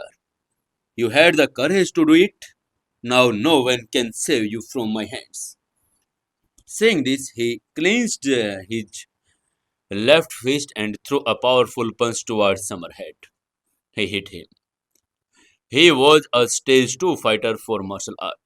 The punch was so powerful that there was a loud noise in the air as if something was tearing the air apart. But before his punch hit Samar gave a strong kick in his son's stomach with left leg. The kick was so strong that Isans fell 7 to 8 meters away from the this. His face turned pale. He was lying severe pain in his stomach and he was unable to even get up. Young Master Karthik and young Master Vivan was about to join the fight in sport him. But when they saw the pitiable conditions of the young Master Ishan, they lose their senses. The parties changed and they did not more. Young Master Karthik and young Master Vivan talked to each other. I looked at him with surprise in my eyes. Samar had killed Iliskas and young Master Ishan. Seeing this, the people around were shocked. Everyone was left with open mouths. But some of those people were not aware of Samar's death. Some of them were talking while looking towards. Others were talking while looking towards Liskas and Ishan. One of them asked the left fat man standing next to him in surprise, "Who is this wretched looking boy who is beating people during the Kapoor family charity event? Is he the son of? Do you want to die?" Fat also said in the same tone, "Fighting with anyone is not allowed in the charity event. Last time during this event, a man fought, whose legs were cut by the Kapoor family. They broke it and threw him out of the event. Hearing this, the first one shook his head gently and said, "Consider this boy dead. The Kapoor family will not let him go here alive." People around were discussing it enthusiastically. They believed that the Kapoor family was the main reason for Samar's death. We will break his legs, and some believed that the boy will not be able to see tomorrow's suns because he had broken the rules of the charity event. The Kapoor family was top family of the country and was one of the most influential people in the country. The top 10 come from among the rich. No one could break its rule. Just then everyone heard a loud voice. "What is happening here?" Everyone saw the butler, Rajesh, coming towards them with fast step. He looked very angry. Someone dared to create a ruckus at a charity banquet. This was an insult of the Kapoor family. Iliska started crying as soon as she saw the butler Rajesh and started complaining to him about Samar and said, "Butler Rajesh, you have to give me justice. Samar slapped me and beat me. I kicked my brother." She was trying to provoke the Butler Rajesh against Samar so that Butler Rajesh breaks Samar's hand and legs in anger and his heart could get some relief. Butler Rajesh looked at Eliska in surprise and asked, "You are Eliska, the second daughter of the Mehra family?" He could not quite understand that the girl standing in front of him was Eliska, the second daughter of the Mehra family. He had met her before as well. But what the Butler Rajesh remembered was the second daughter of the Mehra family was a very beautiful girl. It was a girl. The face of the girl standing in front of him was swollen like a bun. There was a scar on her face, there was blood on her face, and her hair was disbehaved. She looked like a beggar. Iletska's eyes were filled with tears. She cried profusely and said to Butler Rajesh, "Butler Rajesh, I am Iliska, the second daughter of Mehra family." Then she looked up towards Samar, pointing further and said, "This man had killed me, my brother and charity event. I have also broken the rules of the not raising hands anymore. No one will have to teach me lesson from this and get me justice." She knew that this was a charity event and the domain of the Kapoor group of industry. However, if he dares to go against Kapoor group of industry, he will definitely get killed. Just then, upon hearing Eliska's words, but Clerk Rajesh furrowed his eyebrows and asked Samar, "Are you the one who killed Eliska and young Master Ishan?" Samar said with a jerk, putting his hand behind. "Yes, I have killed both of them. I have cut their faces. Dirty things come out of it. They should be beaten up." He said it was a nothing. But in his eyes of others, he had become arrogant. Everyone considered him arrogant because when he faced the Kapoor family butler, he kept his hand behind his back. After doing this, he stood up as if he was the boss. "Brother, this is the banquet hall of Green Hotel. That means this is the area of Kapoor Group of Industry. The Kapoor Group of Industry is a multi-billionaire dollar industry with connections and background is very strong. Yet this man was being so arrogant. The people around were stunned and once back everyone called Samar arrogant. They were all the Kapoor, the group of industry, will teach him a lesson soon.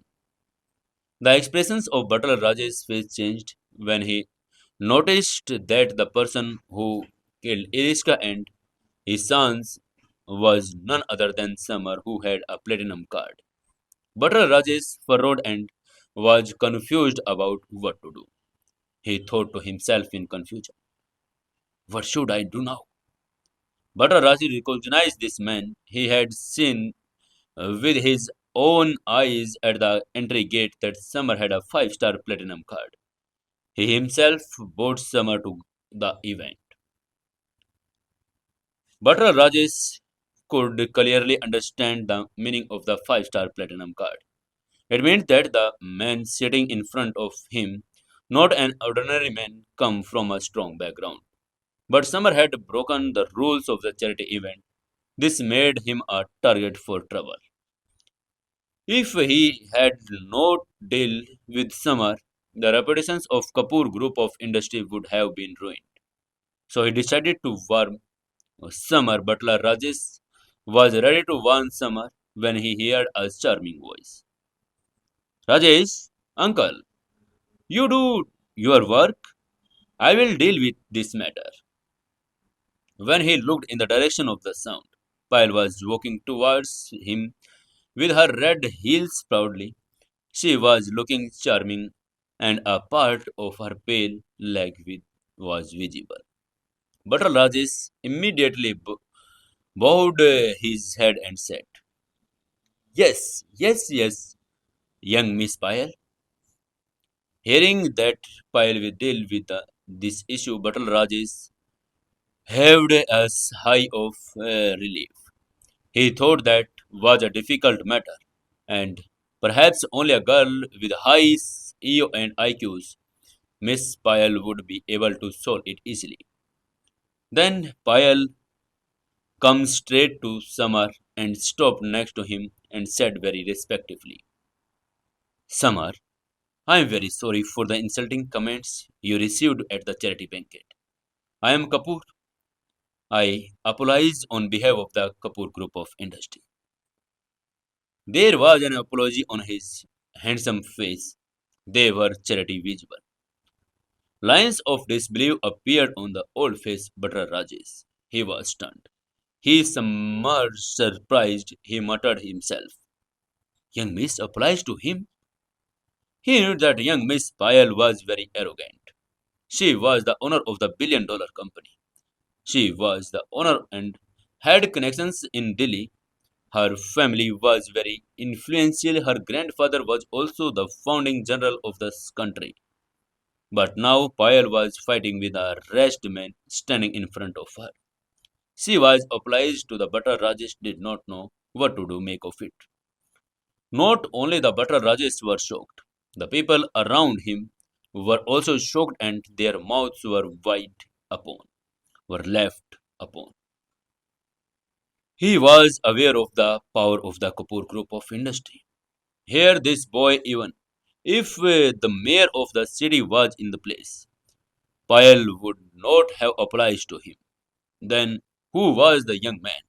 Why was Payal obliged to him? Summer looked at Ishika and young Master Isan and said in a rush, Miss Payal, it is not your fault. It is normal for some insects to enter the charity banquet. The thing is, it is important to treat them on time. At this time, Iliska and Ishan's face were turning pale with fear and red with anger. He originally wanted to Kapoor group of industry to teach Summer's lesson, but here he was being completely annoyed. The people at the Kapoor group of industries clearly wanted to make Summers happy. This both the siblings got very angry, but the background of Kapoor group of industries was so high. He was so strong that despite being angry, he could do not anything. Summer looked at Eliska's and Isan's with anger and said forcefully, he said smilingly, I am giving you both a chance. I will apply to Kiara right now. Ask me, I will break your legs. Eliska put his hands on her face and said angrily, why should I apply? You borrowed 5 lakh rupees from Kiara and invested that money in a Shakespeare pendant. I ruined the purchase. Are you not foolish? So where I am wrong in this, that I should apply to Kiara. Summer smiled sheepishly and said, It seems like you won't give up until I break your legs. But first, I will prove whether I am the fool or you. Wait, I will tell you what real life is. And saying this, he decided to tell everyone the history of the spear pendant. If it they still don't oblige, he will break their legs. Summer smiled softly and said, "Let me tell you. This pendant is the phoenix spear of the dragon phoenix spear pendant. It was worn by the queen of Egypt." Eliska furrowed his eyebrows in disbelief and refuted his statement, saying, "Oh, yes, you are bastard. There is no way this flex spear pendant is a phoenix spear pendant." Summer said in this piece of the spear was a phoenix spear pendant. Not only Iriska, but all also get information about the piece. But there was doubt. In fact, disbelief was clearly visible on the faces of everyone else. Although he had never seen the phoenix spear, he had heard of it. That it was a treasure won by the emperors of Egypt. It was pure white. It was a color and was crystal and flawless, but it had a grayish things mixed with green. It was, and there was no white in it at all. Summer turned in Pyle and said, "Yes, Pyle, can you give me an earthen bowl and a spoon? Can I produce a bottle of hydrogen peroxide?" Pyle said respectfully, "Yes, I will see it." Although she did not know that why did Summer need all this. Yet he quickly called the butter Rajesh. I took it. Butter Rajesh was very efficient in the moment he bought an earthen boat pole and hydrogen. He was bought a bottle of peroxide. Summer smiled sippingly and put the spotted spear in the bowl and said, "Let's take a good look of see it is a phoenix spear." After putting the spear in the bowl, he poured the entire bottle of the hydrogen peroxide on it. Hydrogen peroxide is used to bleach spear to remove impurities. Hydrogen, as soon as peroxide was added, the green and brown spotted surface of the spear started clearing, and the white part inside became visible. Everyone standing there was shocked to see this. The and looked at the spear in amazement. After 10 minutes, the speckled green and brown color completely disappeared, and a pure white piece of crystal spear pendant was visible. The spear pendant was pure white, sparkling and transparent, and had a beautiful color. Its crown, the fuselage, was straight, and the tall freshers were evenly spaced, giving a simple design and its elegant appearance. Suddenly, an old man shouted with excitement, "Wow, Phoenix Spear! I never thought I would see in the mythical Phoenix Spear in the lifetime." On hearing these old man words, the faces of all people around him changed, because they knew that if the old man said that it is a Phoenix Nilam, then it would be true. No one listening that old man. I did not have the courage to raise the issue. This grey-haired old man come up to Summer and said excitedly, "Son, are you can you show me the piece of the phoenix spear?" Kiara smiled a little and told Summer about the tall man. "Summer, the man name is Avinash. He is the president of Indore Antique Association. All the members of Antique Association respected him a lot." Hearing Kiara's words, Summer was shocked and said, "President of the Antique Association? Naturally, he has heard the association. The Antique Association, as the name suggests, was an association of antique collections. The range of antique varieties was different, which includes spear, earthen pots, brass pots, old books, and paintings were included." Summer smiled and said to Avilas, "Yes, gentlemen, Take this, you can see it. Saying this, he handed over Phoenix Nilam to the old man. He respected this old man a lot. Was doing this, saying this old man, he was reminded of his own grandmother. An old man named Avilas spread out of his rough palms and crossed Nilam. He said, "It has been more than 100 years since nobody has been able to find this spear. Finally, I found it. I got to see the mythical Phoenix spear." He had tears in his eyes. Samar could not help but laugh as he watched Abhinas as cry while touching the Phoenix spear.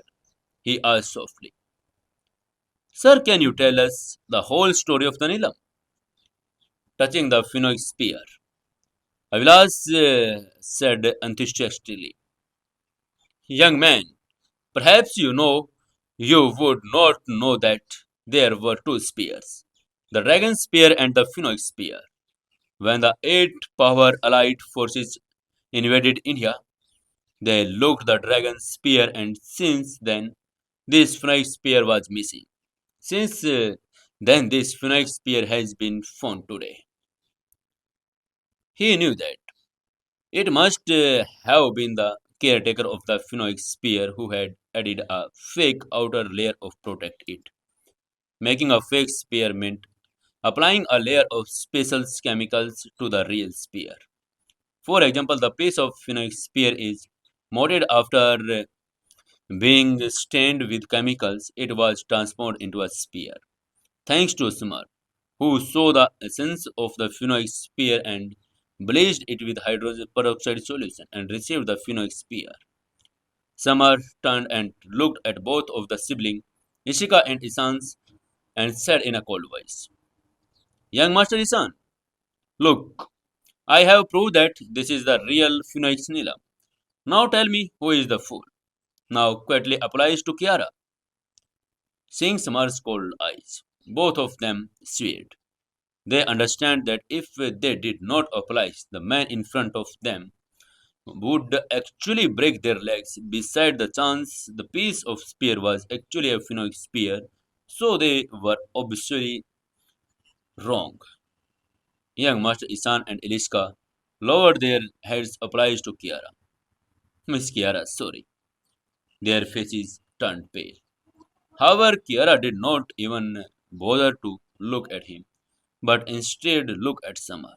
Her beautiful eyes full of wonder, her expressions was very impressive. It was no small feat to recognize the Phoenix spear, lost for more than 100 years at a glance. Even antique researchers could not identify in such a short time.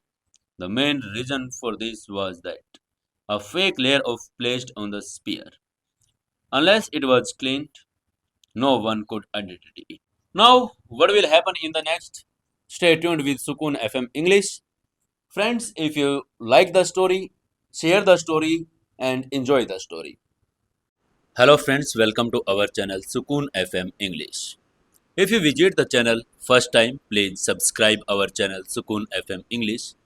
If you enjoy the story Secret Son-in-Law Shadow King, please like the story and share the story with your friends in your WhatsApp groups. Dear friends, today we listen stories episode number 59. Let's begin the story. Avinash was holding the phoenix spear, hesitating to let it go, and he looked at Summer with hopeful eyes and said, "Son, can I buy this? Want to sell the phoenix spear? I had liked to buy it." He was the president of Antique Association and loved collecting treasure, especially the treasures from then 100 years ago, which was worn by Maharani Devanagar. It was a treasure for him. He had extraordinary wisdom. Summer was about to say something in reply in her when Piles interrupted him. I was him to stop. Stop. Summer was a little shocked but asked with a soft smile, "What happened, Miss Pyle?" Pile's charming face showed excitement and she asked hopefully, I also want to buy this piece of spear. Can you sell it to me? This piece of spear brought two people into competition. One was the Antique Association president. The second was the president of the CEO of Kapoor Group of Industry. Naturally, Avinash knew Payal. He furrowed his eyebrows and said with some dissatisfactions, Miss Payal, I am surprised. But why do you want this buy piece? He had just said that, wanted to buy it right away. But still, Payal stuck her leg in it, which completely embarrassed him. Payal smiled regretfully and said, President Abhinash, I am not buying this for myself but some elder in my family. Hearing this, Avinash was surprised and asked, Is anyone in your family sick? Payal nodded and said, Yes, he is very ill. Avinash smiled and said, Okay, then buy it.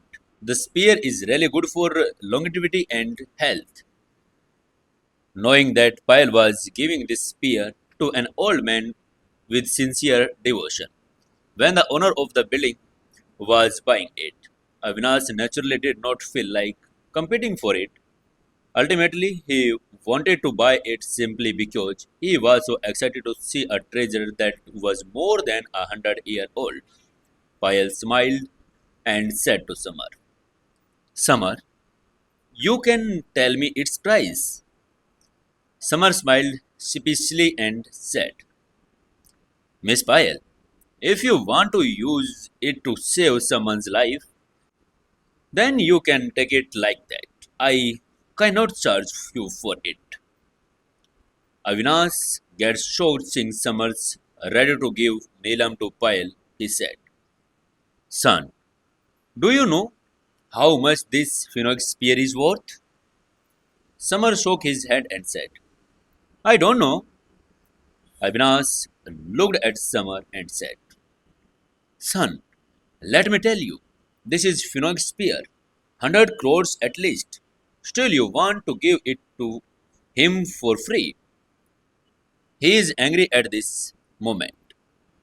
But to tell the truth, Summer also know the value of the spear, but he wanted to give it to Payal for free because this woman had only given him a black chicken loan.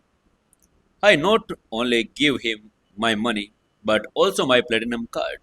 When helped him a lot, naturally because of this he wanted to reply Payal's favor. Summer smiled coldly and said, Whether it is 100 crores or 200 crores, I am not going to pay anything for it. It does not matter. I will give the piece of spear to Miss Pyle for free. Still wanted to give Neelam to Pyle.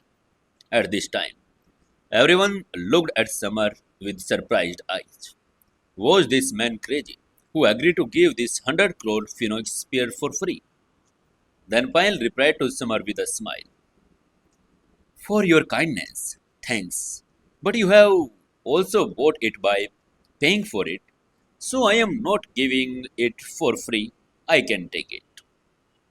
Saying this, Pyle took out a bank card and looking at Somerset. There are 100 crore rupees in this bank card. Take it. And saying this, she put a note in Summer's hand. He forcibly handed over this card to me. Summer refused once or twice, but Pyle forcibly gave him card. She states away. Summer, if you don't take this card, then I will not take this Neelam. The charity event ended and everyone went home. Samar and Kiara also came out of the event hall and met young Master Goro at the gate. Samar had positive feelings towards young Master Goro. Samar came to young Master Goro and said, Young Master Goro, give me your phone number, give it to me. Samar was asking for her number because he wanted to help him later.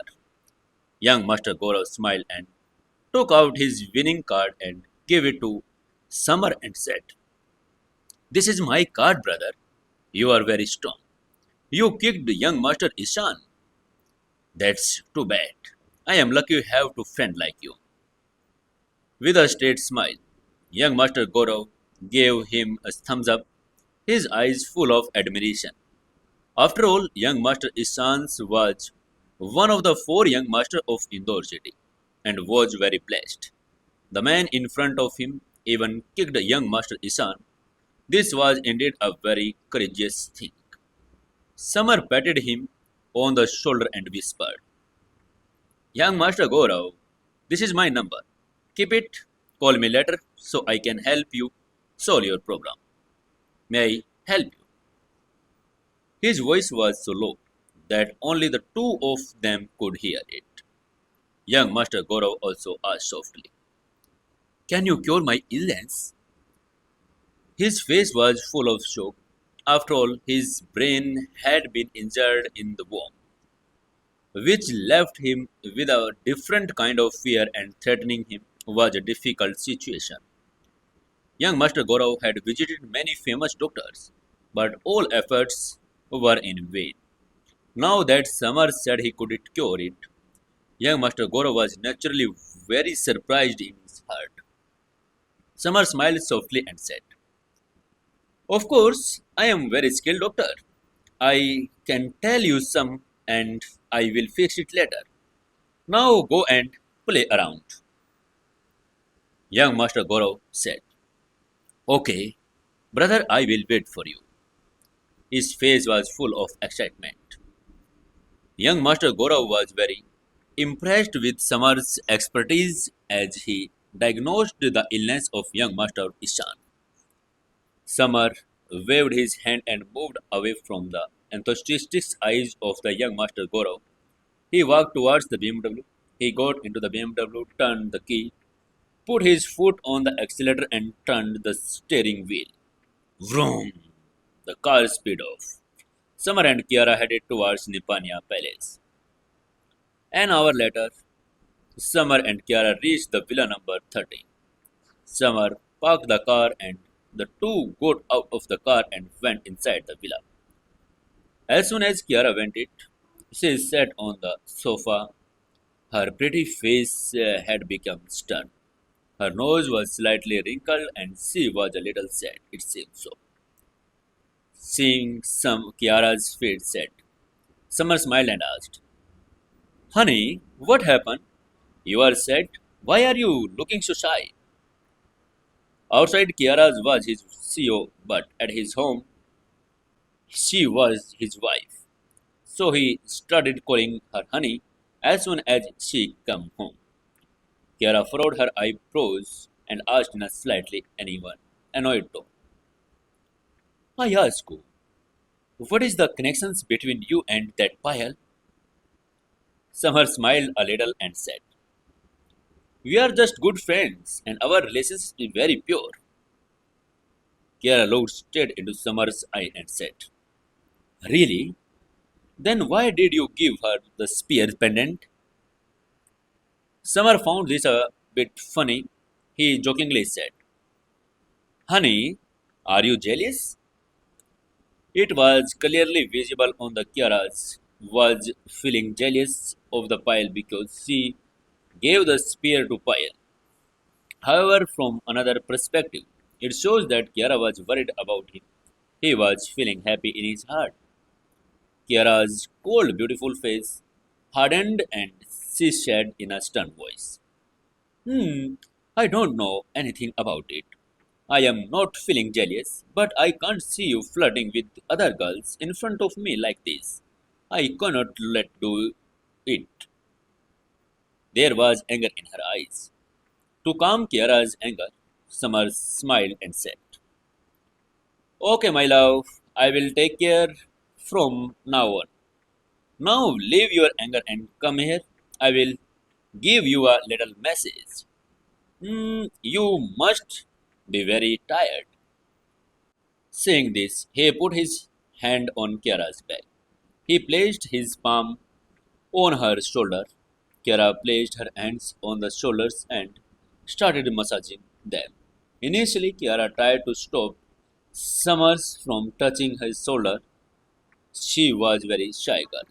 But thinking about that kurta and payal, he got scared from that she might not remain ashamed, so that she does not fool Samar with her charm. She decided to slowly get close to her husband. Kiara's mother had told her that men are very lustful. Kiara was really beautiful. Her face was beautiful, snow white skin, beautiful figures, and shiny shoulder. Summer massaged her shoulder with made him very well relaxed, but at the same time, she felt a little embarrassed. Kiara's face turned red with shame, and she smiled charmingly and said, "Do it a little slowly." Hearing this, Summer loosens his hand at a bit and started massaging slowly. Kiara felt that his strength was a little low, and she told, "A little harder." Summer smiled softly, said, "Honey, I am applying some more pressure." While saying this, he pressed Kiara's shoulder a little harder and said to himself, "What a fragrance!" He could smell a unique fragrance coming from Kiara's body and he liked it very much. Kiara was also enjoying the fingers massage. She closed her eyes. Her beautiful face turned red, and she felt a wave of warmth running through her body. Seeing Kiara getting so much relief from the massage, Summer decided to strike the nail on the head and said, "Honey, can I sleep in your room tonight?" Kiara hummed a little. Hmm, she had not heard Summer's words at all. Hearing her hum, Summer became happy and said, "Smile. Honey, you are very kind. You agree to sleep with me?" Kiara opened her beautiful eyes and said softly, "Who is sleeping with you?" Summer was a little dissatisfied and said, "Honey, you just said that you will sleep in a room with me. Are you going back on your words?" Kiara had just let out a hum sound and agreed to sleep in the same room with him. But now she was going back on her words. Kiara said softly, "No, no, I did not hear what you said. I am just asking this. What did you say?" I said, that to that. I did not say yes to this." Then she stood up smiling and said, "Please don't get angry. I am not ready for this time yet. I still need some time." Summer was a little disappointed, but he did not let his emotions show on his face and he said a smile, "Okay, let me know when you feel it's okay." Carol nodded and walked towards her bathroom on the second floor. In fact, it is normal for her to let Summer touch and massage her body. It was a big decision. She was not yet ready to sleep in the same room, and she wanted to take more time. She had been away from boys since childhood and hated them. She used to that, so she needs some time to get over that hatred and hesitations. Summer just stood at his place and kept looking at her. He was a little disappointed and he said to himself, My plans failed again." He wanted to get married to Kiara, improve their relationship. However, Summer massaged Kiara's body, which was a small step towards success. He was confident that as long as he persisted in his efforts, one day he and Kiara would sleep in the same room and Kiara would introduce him as a husband in front of everyone. At this time, Summer slowly walked to his room and lay down on a bed. He was so tired that he did not know when he fall asleep. The next morning, the weather was little cold. It was coldy, and the sky was a sad grey color. It seems as if it was about to rain. Summer yawned and wore his clothes. Then he took a bath and left for Agarwal Industry. Taking about Kiara, She woke up before Summer. She had left for the company an hour ago. There was an agreement between both of them that now they will not reveal their relationship to everyone outside. Could not expose the matter, so he had to go to the different companies at all time. As soon as Summer reached the office, he heard a complaining voice again. Summer, finally you came. He turned around and saw Prachi standing behind him. Today she was wearing a white shirt and a blue suit over it, which brought out her figures even more. There was a look of displeasure on her lovely face. The face that Summer had not come to the office for 2 days made him very angry with him. In her heart, she naturally wanted to see Summers every day. If she did not see him even a day, she would feel empty the whole day and her whole heart would ache. Summer smiled a little and said to Prachi while explaining, Prachi, I am very sorry. There's some was work to be done these days. Prachi said in stern voice. Summer, if you take leave from now on, you will call me and inform me.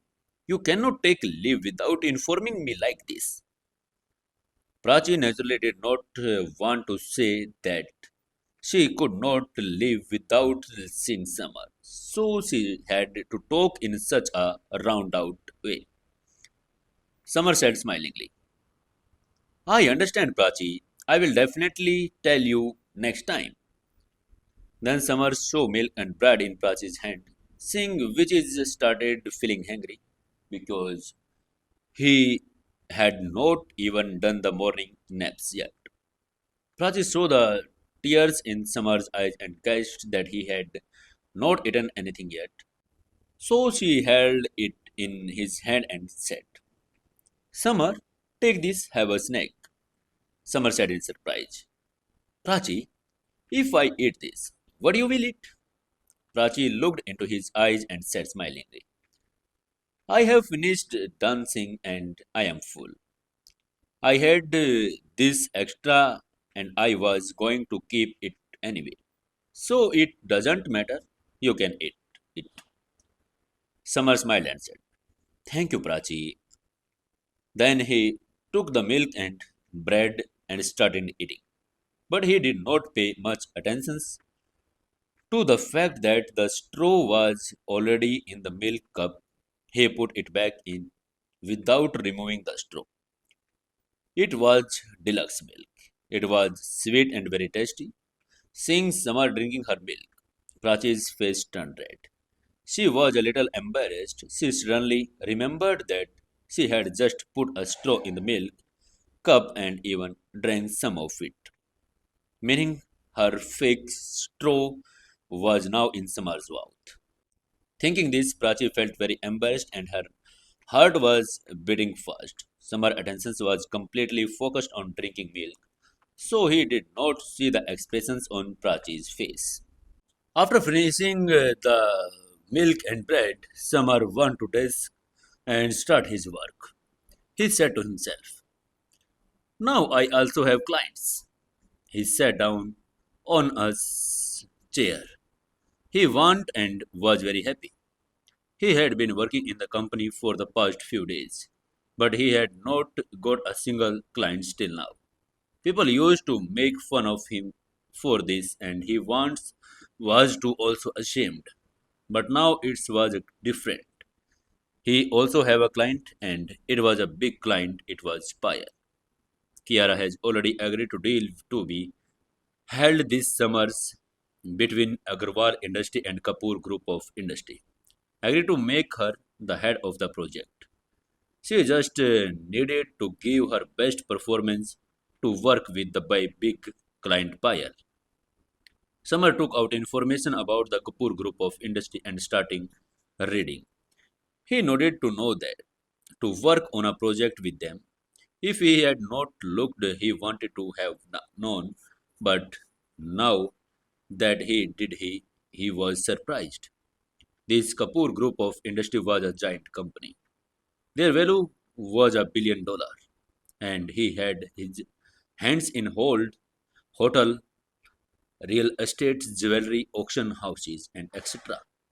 In the country, Kapoor, the group of industry, had more than a dozen subsidiaries. Kapoor Group in Indore and a new branch of industries was opened. Since the branch of Kapoor Group of Industries had opened recently in Indore city, Payal was handling this branch herself and helping the company to grow. There was only one goal: to develop this branch. Summer read the information about Kapoor Group of Industry and then sends him Payal and he got a clear understanding about his company. It was afternoon by the time he finished collecting information. Summer got up and wanted to call Prachi to have dinner with him, but he could not find her. After asking around, he found it out that Prachi was out with a client. She had gone. Ever since Prachi was promoted to the position of manager, her client's base increased dramatically. She became very busy and he had a lot of work every day. Now when Prachi was not available, Summer started taking her alone to the cafeteria. He had just entered the cafeteria when his eyes fell on the familiar face. There was a beautiful girl sitting at the table. The girl's face, nose, eyes were very beautiful. The dark blue business suit was completely covering his slim body. Her legs were slender and long, and just looking at her can make everyone's heart beat faster. She can make anyone crazy with just one look. Summer went to the long haired girl and said with a smile, "Hey, Miss Beauty, how are you?" When the long haired girl saw Summer, excitement was visible on her beautiful face. She smiled and said, "Oh, it's you. Yes, I have not seen you for a long time either." Then she paused for a while and explaining to Summer, "But please don't call me Beauty today. Tell me, you two should call me Director Ida like everyone else. There is our office, yes. People can misunderstand like that." This girl with long hair was none other than Ira. She was Summer's senior, the director of the sales department. But Summer immediately refused and said, "It feels very strange to call you Director Ira. I guess so. We are both bound by fate. So I call you Beauty." Ira thought for a while and said, "Okay, if you don't like being called Ira, Director, you can call me Lems Ira." Summer said with a smile, "Okay, Miss Ira, I have seen you after a long time today, and today you look more beautiful than even before." Summer called her Lems Ira, called her and praised her. He was very grateful to this beautiful lady. It was Ira who had employed him in the company. Ira looked at Summer. Her face showed embarrassment. Any girl would be happy after receiving such a compliment from boy. So she too became very happy. This praise from Summer made Iras feel very comfortable. Summer then added, "Miss Ira, where did you disappear recently? You have not been seen so many days." Ira said jokingly, "Why were you missing me, right?"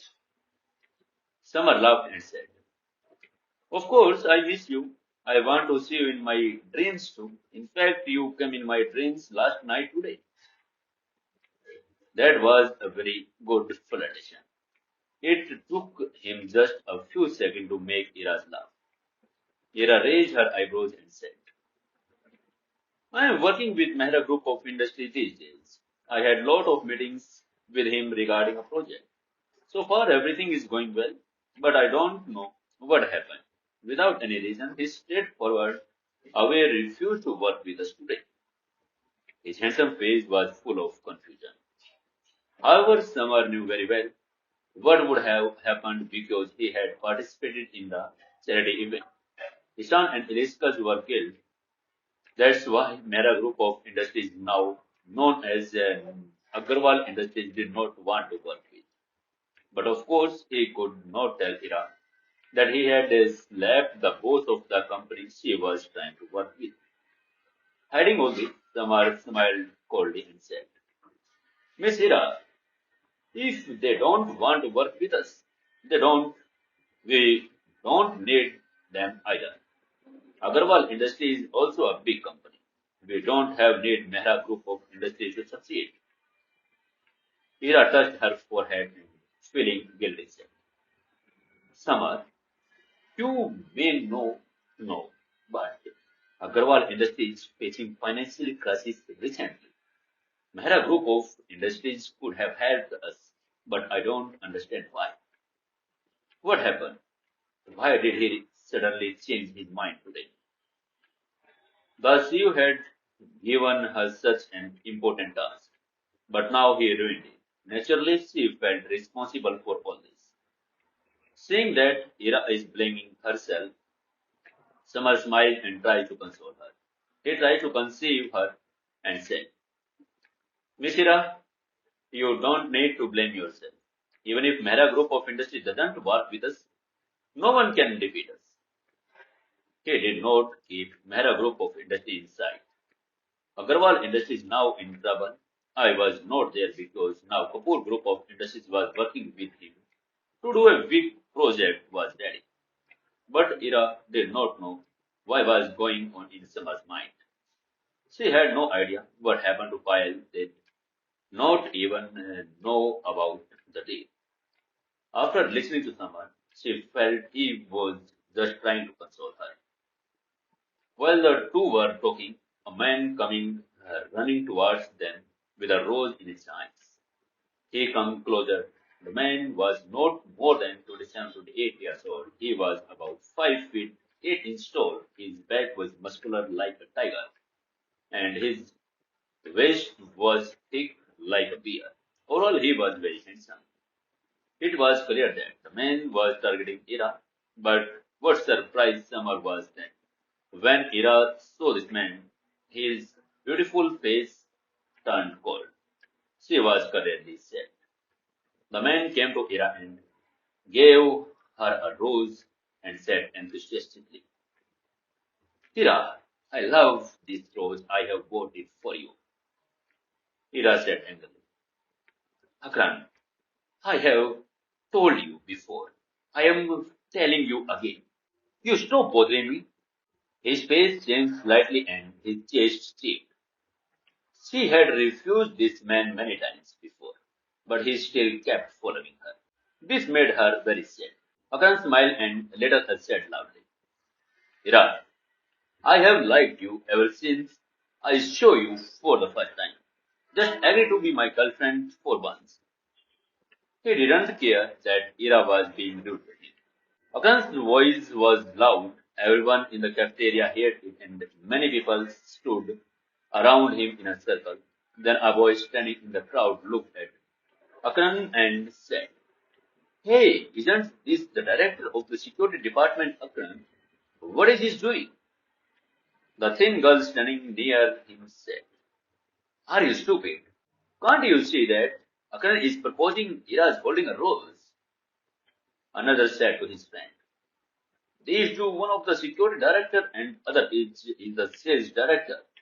These two are perfect for each other. Everyone around them naturally recognized Akran and Ira, and everyone was talking to each other about different things. Summer also understands from the conversations of those people. The name of the person standing in front of him was Akran, and he was from the security department. Ira's beautiful face was cold. She said in an angry voice, Akran, you are now on your own. You are crossing the limit. He had seen the hidden intentions of Akran. This man, he had intentionally proposed to her in front of everyone. Apart from this, he was trying to attract everyone's attention by speaking loudly. Akran's goal was clear. He wanted to make it big up as possible. and let everyone in Agarwal Industries know that he is after Ira. This is why the other people who like Ira will be scared to do anything. Akran sat on the one knee on the ground and extended the rose towards Ira and said himself, Ira, please accept my true love and will be my girlfriend. Agree to it? Ira's face was cold and she said in a cold voice, well, I am telling you again, I will never accept your proposal. Akran had a normal background. He was the son of the vice president of the company. He had been after Ira's for the last 6 months. He was persistent and never gave up. But Ira did not like Akran at all. To be honest, Ira had a reason not to like Akran 6 months ago. Akran had a girlfriend. But when he saw Ira's beauties, he left his girlfriend alone. He left Gallifrey and went after Ira. That is why Ira knew that the day Akran sees a girl more beautiful than her, he will leave her too. Ira was very angry at people who loved with their bodies, not their hearts, and could leave their girlfriends at any time. But Akran had a strong background, so Ira could not upset him too much. She could have just avoided him, but the more Ira avoided him, the more Akran pushed her. It was like the more he could not get her, the more he wanted her. Never in her life and had Ira seen a man so fat. Akran knelt down on the ground and said honestly, Ira, do you have a boyfriend? No, you are very lonely. Make me your boyfriend once, then I will see make you so happy. Ira blurted out anything. No, I will never make a shameless girlfriend like you. And who told you that I am alone? I am not alone. I already have a boyfriend. Ira was so angry at Akran's shameless words and she could only say that she already had a boyfriend. Akran shook his head in disbelief and said, no, that can't be possible. I don't trust you. If you have a boyfriend, then why did I never tell him? To convince Akran that she had a boyfriend, Iraz pointed towards Samar and said, if you don't believe me, let me tell you. This is my boyfriend. Hearing this, Samar was shocked. Samar rolled his eyes and was stunned. I said to himself, oh my God, what are you doing? Every time I show these girls to become their boyfriend. Earlier that Prati had said the same things to Kona and Puni was after me and now this Akran. And these people not able to give me peace. Can you let it be? Seeing that Akran still did not leave her. Ida extended her right hand and held Samar's hand with a smile and said, look, this is my boyfriend. As soon as she said this, Ira's heart started beating faster, her face also turned red. This was first time holding a boy's hand like this. Of course, she was a bit nervous. She was very excited at the same time. She was feeling very shy holding the hand of such a boy. Akran was shocked to see that this hint and said in a surprised voice, no, how is this possible? Not only them, but everyone around them were also shocked. Ira was the most beautiful girl in the company. Apart from the Kiara's beautiful competition in Agarwal industry, no one could defeat him. That's why so many boys had an interest in him. If Akran was Ira's boyfriend, no one would have been surprised because Akran's father was vice president and he was the director of the security department. He had a position, so not everyone would dare to say anything. But now Ira was seeing a regular employee of the sales department and her boyfriend. This made everyone angry. Then Samar thought self absurdly, I am that attractive. Suddenly, a beautiful girl, so as a boy, Samar naturally felt it was his duty to help Ira. So Samar extended his hand and holding Ira's in which attracted her. Your name is Akran, isn't it? Now that you know Ira, she is my girlfriend. So please go away from here. And now trouble my girlfriend again. Don't do it.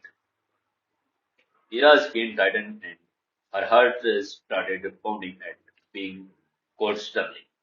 She wanted to push Tamar's hand away, but thinking that Akran was still holding her, she stopped. He is in front of her and watching her, so she could not do anything like that. In order to give confidence to Akran, it was necessary to force Samar to come close to him. Whatever this was, she had understood that if he did not show it, then Akran would never trust her. Akran stood up from the ground and said angrily, looking into Samar's eyes, "Friend, who are you? And how did you dare to touch him?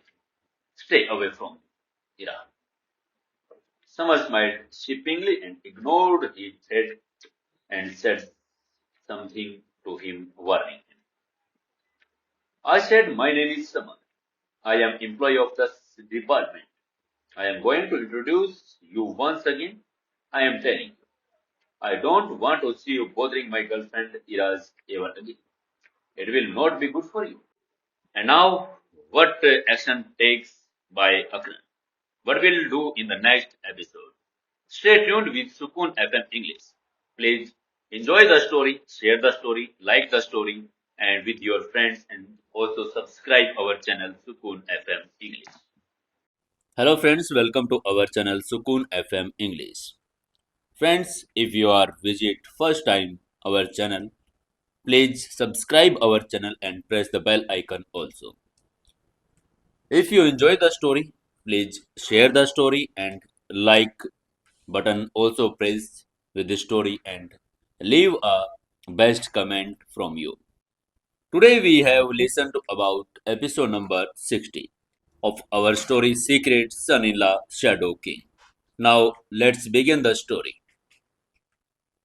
As the charity event, Samar made young master Ishan and his sister Ilishka apologize to Kiara and returned it with Kiara's to villa number 13 in Nepanya Palace. Kiara was tired. He massaged her and then both of them went to their respective rooms.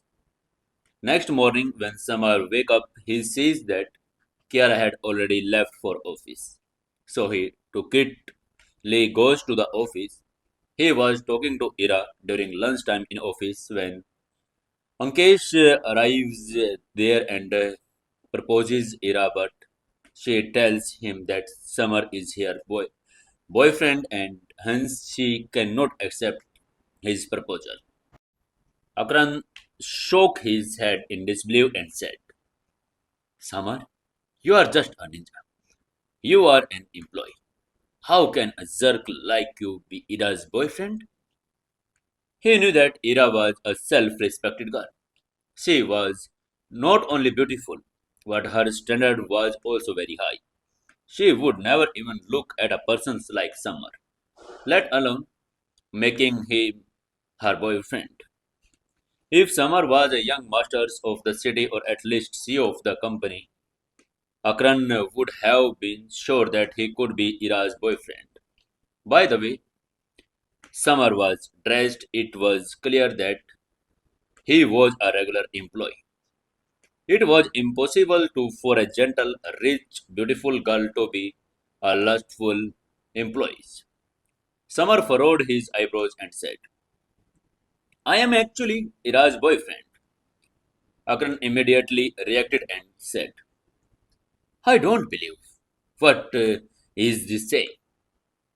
Summer turned him back and asked, "How can I convince you that I am Ira's boyfriend?" Akran said with a cold laugh, To prove this, you both have to do it right now. You will have to do something. Okay, then will I believe what you both say? He knew that Ira she won't let anyone do except her boyfriend. Summer smiled and said, okay, but after this, never let me see you like this again. Summer decided to kiss Ira to get rid of Akran. He grabbed Ira's thin waist and placed his lips on red lips and gave a small kiss. It was sweet and very comfortable. Ira had not thought that Summer, he is so brave that he will kiss her in front of many people. This is his first kiss. Ira blushed and said in low voice, stupid, let me go. Her face turned pale, her face turned red, and she became a little nervous. Her heart was breathing fast and pulse increasing 100 times. Summer smiled softly and taking a deep breath in, he said, Iraj in air.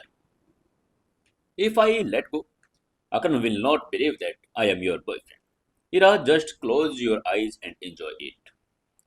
Saying this, he placed lips on Ira's red lips and started kissing her. There was a feeling of sweetness in his tenderness initially.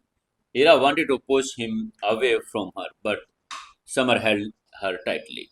So she also slowly started kissing Summer and got completely lost in his tender feeling. The people standing nearby could not believe this their eyes. They were rubbing their eyes to see if they were dreaming. They could not believe that. The number one duty of the sales department is a boy with a toy. A girl pointed towards both of them and said a boy standing near her. What I am seeing? I am directly seeing that small thing. I am seeing a dream. The boy standing near him and said softly, friend, you are not dreaming. This is actually happening. Everyone around them was horrified. They were all very sad. Iraj Agarwal. She was the top beauty of the industry. She was the crush of many peoples, and now the crush of all peoples was kissing a chick right in front of them. Everyone was jealous.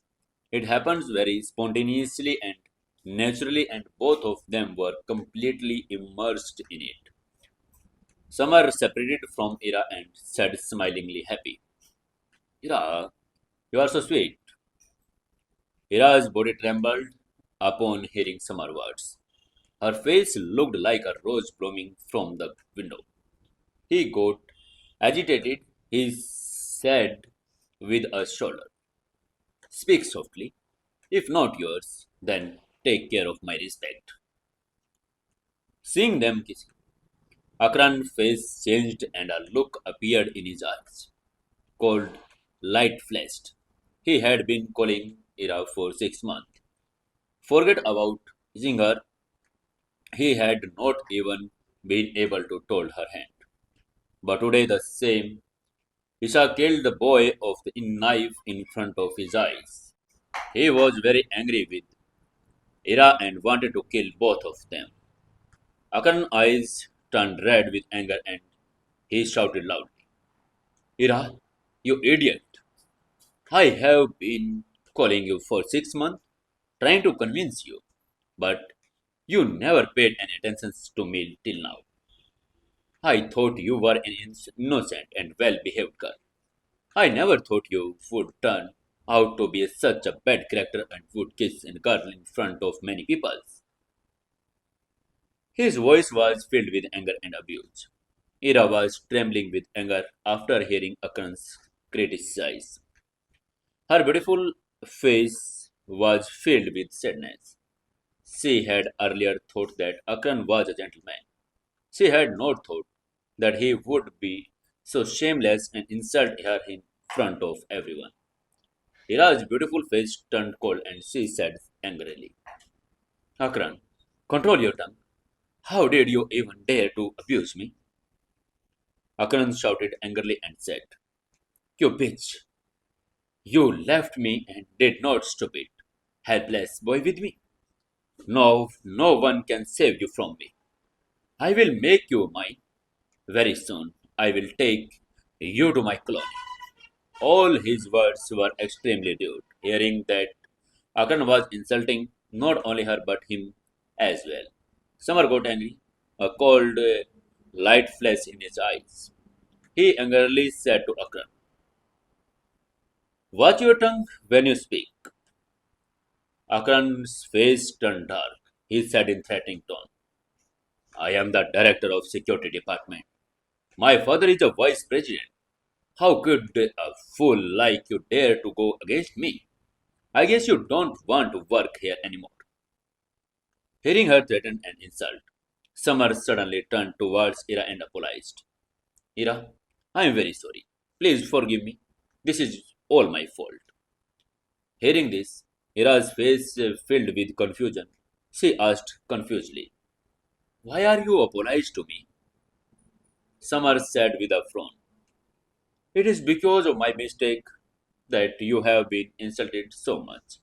I should have understood earlier that he is a stubborn person. He will not understand my words. I should have told him earlier." There was an expression of regret on his face. Hira started laughing at Summer words. Everyone around them was also laughing, but Summer was so smart. With just words he had slapped Akran head on face. Akran also instinctively understood that what he was saying. He suddenly became very angry because he was being compared to be a ghost.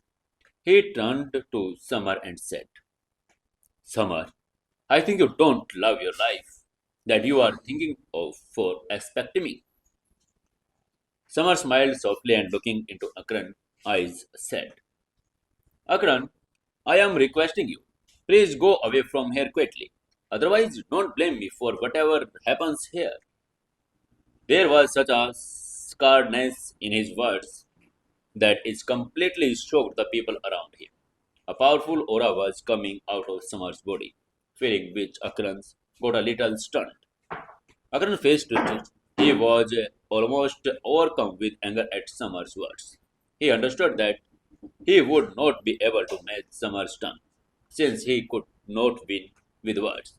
He decided to fight and said in anger, "Now no one can save you from me."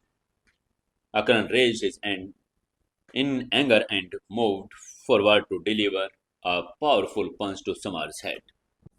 Hira's face changed and she said, "Be careful, Samar."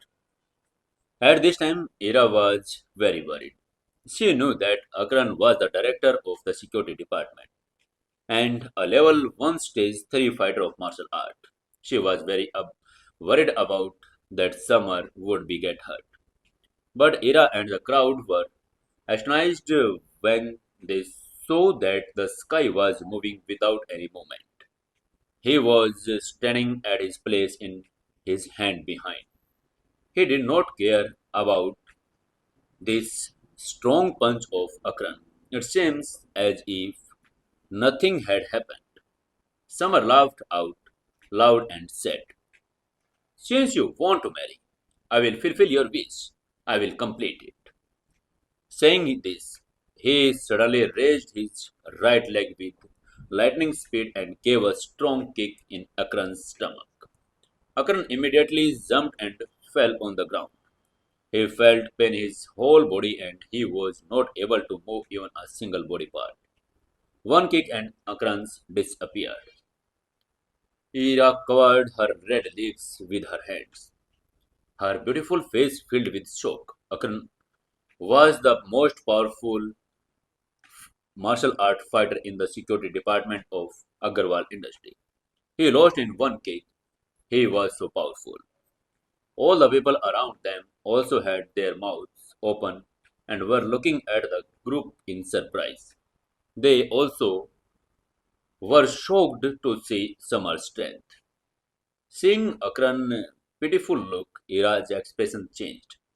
She softly told Samar, "Samar, let's go from here." and holding Summer's hand, and she quickly walked out of the cafe.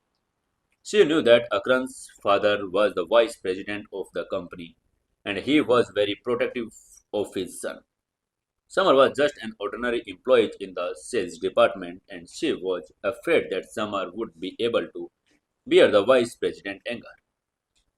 Summer then both leaving. Akran stood up with difficulty, wiping the blood from the corner of his mouth.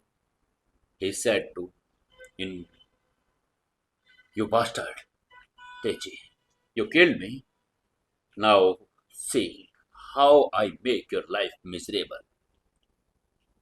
Summer furrowed his eyebrows and asked in surprise. Ira, why are you pulling away like that?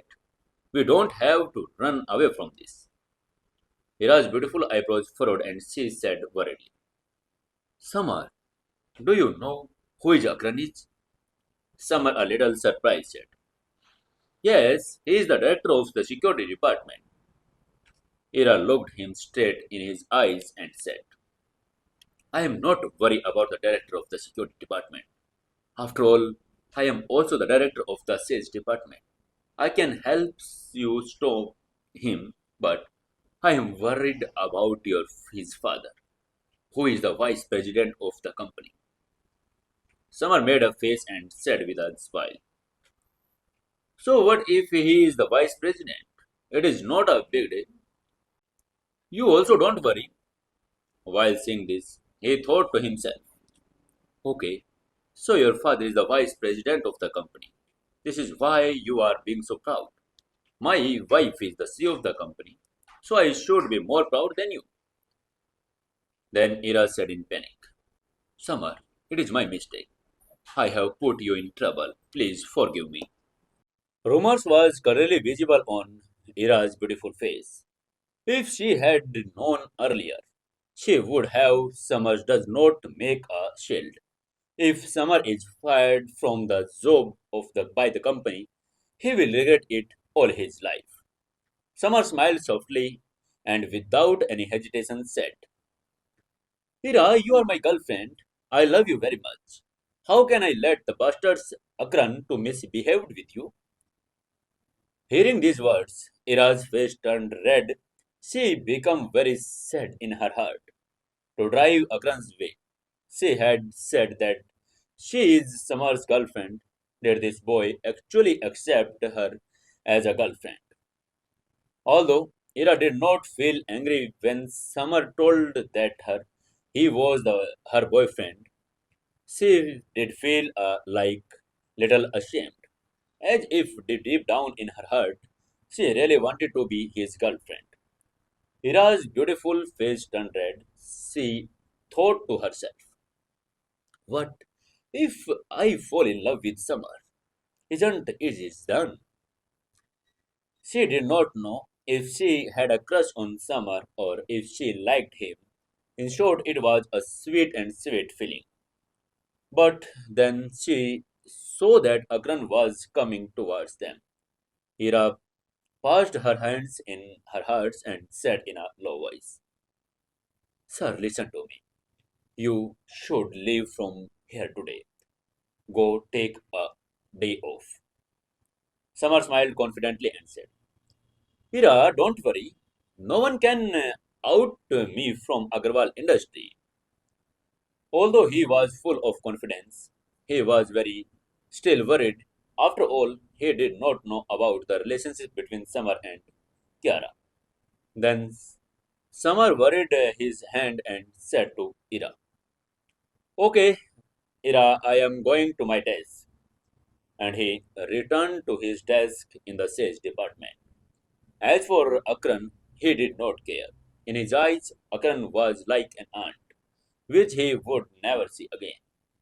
When Summer finally arrived in the sales department, he found that people were behaved strangely. They all started running away from him as soon as they saw him. The people from the sales department used to meet Summer first and he then would come to them. He used to ask about his well being. Summer rolled his eyes and thought to himself, am I that stupid? He was speechless. The point was not to be avoid smart, but the point was that he had beaten Akran. People in the sales department knew Akran very well. He was the vice president's personal secretary. They all knew that Samar would be fired from his job for beating Akran. People in that department did not want to leave the job along with Samar, so naturally they were getting away from him. Said that there is a whole afternoon, but no one spoke to him. He was happy to be free. He wanted to talk to Prachi, but she was not there the whole day. She had gone out to meet a client, which made him even more bored. Of course, Akran went back to the security room, made a report card, and gave it straight to the CEO Kiara. In that report, Akran accused Samar of beating him and requesting to fire Samar. However, Kiara denied doing anything like that. Samar glanced at his watch. It was exactly 6 p.m., he muttered. Time to get out. After sorting through the report form, he walked out the sales department, waving his hand. Seeing Samar living so casually, the people of the sales department were shocked and everyone felt that he had a hallucinations after this morning. Even after beating Akran, Samar was not fired from the job. Seeing all this, everyone felt that he should have left without any reason. When Samar came out of the building, it started raining outside. When he came to the office in the morning, it was cloudy outside. But unexpectedly, it started raining now and it was raining very heavily. But Samar did not care about this rain. He had to do what he wanted to do. He took out his phone and dialed young Master Goro's number. As soon as the young Master Goro attended the call, Samar comes straight to the point and asked him, young Master Goro, are you free tonight? Who? And asked Goro, a little surprised. Samar replied, yes, you did not save my number, did you? Goro replied to him, no, it is like not like that. I have saved your number yesterday, but I did not expect that you would call me today. Summer said spontaneously, okay, now do one thing. Come to me quickly. I will treat you today. He had promised young Master Goro that he would treat him. Goro happily replied to his comment, yes. I am the Code Club at Mering Road. Young Master Goro gave his address. His voice full of enthusiasm.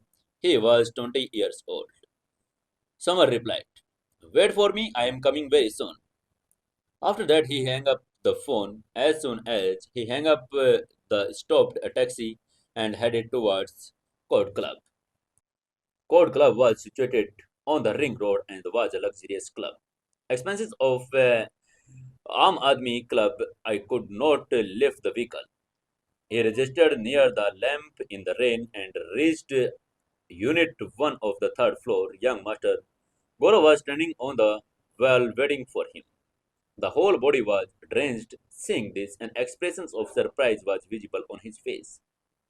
Young Master Goro asked, Samar, how did you get wet? Don't you have an umbrella? Samar smiled knowingly and said, no, I did not have an umbrella. Leave these things aside. It was necessary to treat you. So even if I get a little wet, it doesn't matter. Hearing Samar words, young Master Gaurav's eyes, along with gratitude, even since young Master Gaurav was diagnosed with short syndrome, neither his father nor his mother known he liked them. People around him laughed at him. Even his relative and friends looked down upon him. No one treated young Master Gaurav well since childhood, although he was the eldest son of the rich family. He never felt any king of resentments. His heart was cold as a bird. Now, when Summer did not care about the rain to treat him and come to him soaking wet, this thing touched his heart and his nose started burning. It started happening and tears come to his eyes. Seeing young Master go crying, a confused look come on Summer's face and said, Young Master Gaurav, why are you crying? Young Master Gaurav touched his pinched nose and said with determination, Mr. I, young Master Goro, I swear that I will never leave you. From today onwards, you are my elder brother, and I will always serve you like a younger brother. Hearing his words, Samar smiled and putting his hand on Gaurav's shoulder, he asked, Gaurav, bro, we will talk about these things later. First, you tell me what happened. Why did you get this disease? How did it happen? It was important for him to know why he is sick so that he could treat it. Gaurav replied to her, About 20 years ago, my mother got pregnant before marriage. After that time, my father was trying to set up his business. So, to avoid any problems, my mother shifted to her parents' home in Kashmir to give birth to me. When back to his village, the conditions there were very bad. The day I was born, I saw snowing and the temperature outside was below 0 degrees Celsius. It was cold and muddy. My mother did not have blankets when I was born, so I got frostbite. Talking about these incidents, Gaurav became really sad. After listening to Gaurav's entire story, Samar understood that when he was born, the cold air attacked his body, damaging his kidney and suffered frostbite, which made him cold in nature. So Samar looked into Gaurav's eyes and said, Now I understand. The cold air had entered your body, so your kidney are getting damaged due to lack of vision. Your hormones get grown. Gaurav had a confused look on his face like a curious child. He asked confused, What is the problem with kidney failure? Summer said and smiled. There may be deficiency of nin and yang in the kidney. The deficiency of nin in the kidney occurs when your back and knees are weak. There is a weakness in both your legs. There will be no strength. There will be not enough kidney functions. There will be problems of impotence. Your there are classic cases of deficiency of N2O in your kidney too. After listening to Samar, Gaurav eyes opened. This was the first time he heard that there might be a deficiency in the kidney of young. But Samar explained for the lack of vision in the kidney pleased Gaurav. Since the doctor was talking about the symptoms of his illness, he could also treat it. Then Samar took out 9 needles and said loudly, Gaurav, take off your shirts. I want to give you acupuncture. Gaurav's face turned red and he said with embarrassment, This is not right. I am ashamed. It takes time to take off shirt in front of someone. Summer laughed and he said jokingly, Do it quickly. I don't like any of the boys. Not interested. He did not know how to respond. Finally, Gaurav reluctantly took off his clothes. Summer knows that Gaurav's kidney were not flowing because of some blockage, and that was why he was born was erectile dysfunctions. What he did with lightning speed, and he pierced his needle into his ninth kidney of the body, the life-giving point as well as 6 other points. All the 9 points were connected to the kidney, and They were all the placed where the kidney's blood passes through. After 15 minutes, the body has drained out all the cold chi from Gaurav's kidney. Chi now flow from his kidney into his entire body. Samar took out of his needle and asked in thirst. It's done. How do you feel it? I am feeling very good, replied Govind softly. He felt very good. There was warm freeze passed through his whole body, and his whole body was warm. Realizing this energy, Gaurav said excitedly, Ah, I have got a different experience today. I am feeling angry. Seeing Gaurav's excited, Samar frowned and scolded him, saying, Shut up and wear your clothes quickly, otherwise you might catch cold again. Gaurav wore his clothes and said seriously, Thank you, Samar brother. From today, this Gaurav is your slave. Samar treated him and helped him become a man again. Of course, he was grateful to Samar. If necessary, he would even give up his life for the society. Having an erectile dysfunctions was very painful and everyone make fun of pulling like a car. This would be worst punishment for a man. But in the CEO's Kiara office, another story was released. What will happen in the Kiara's office?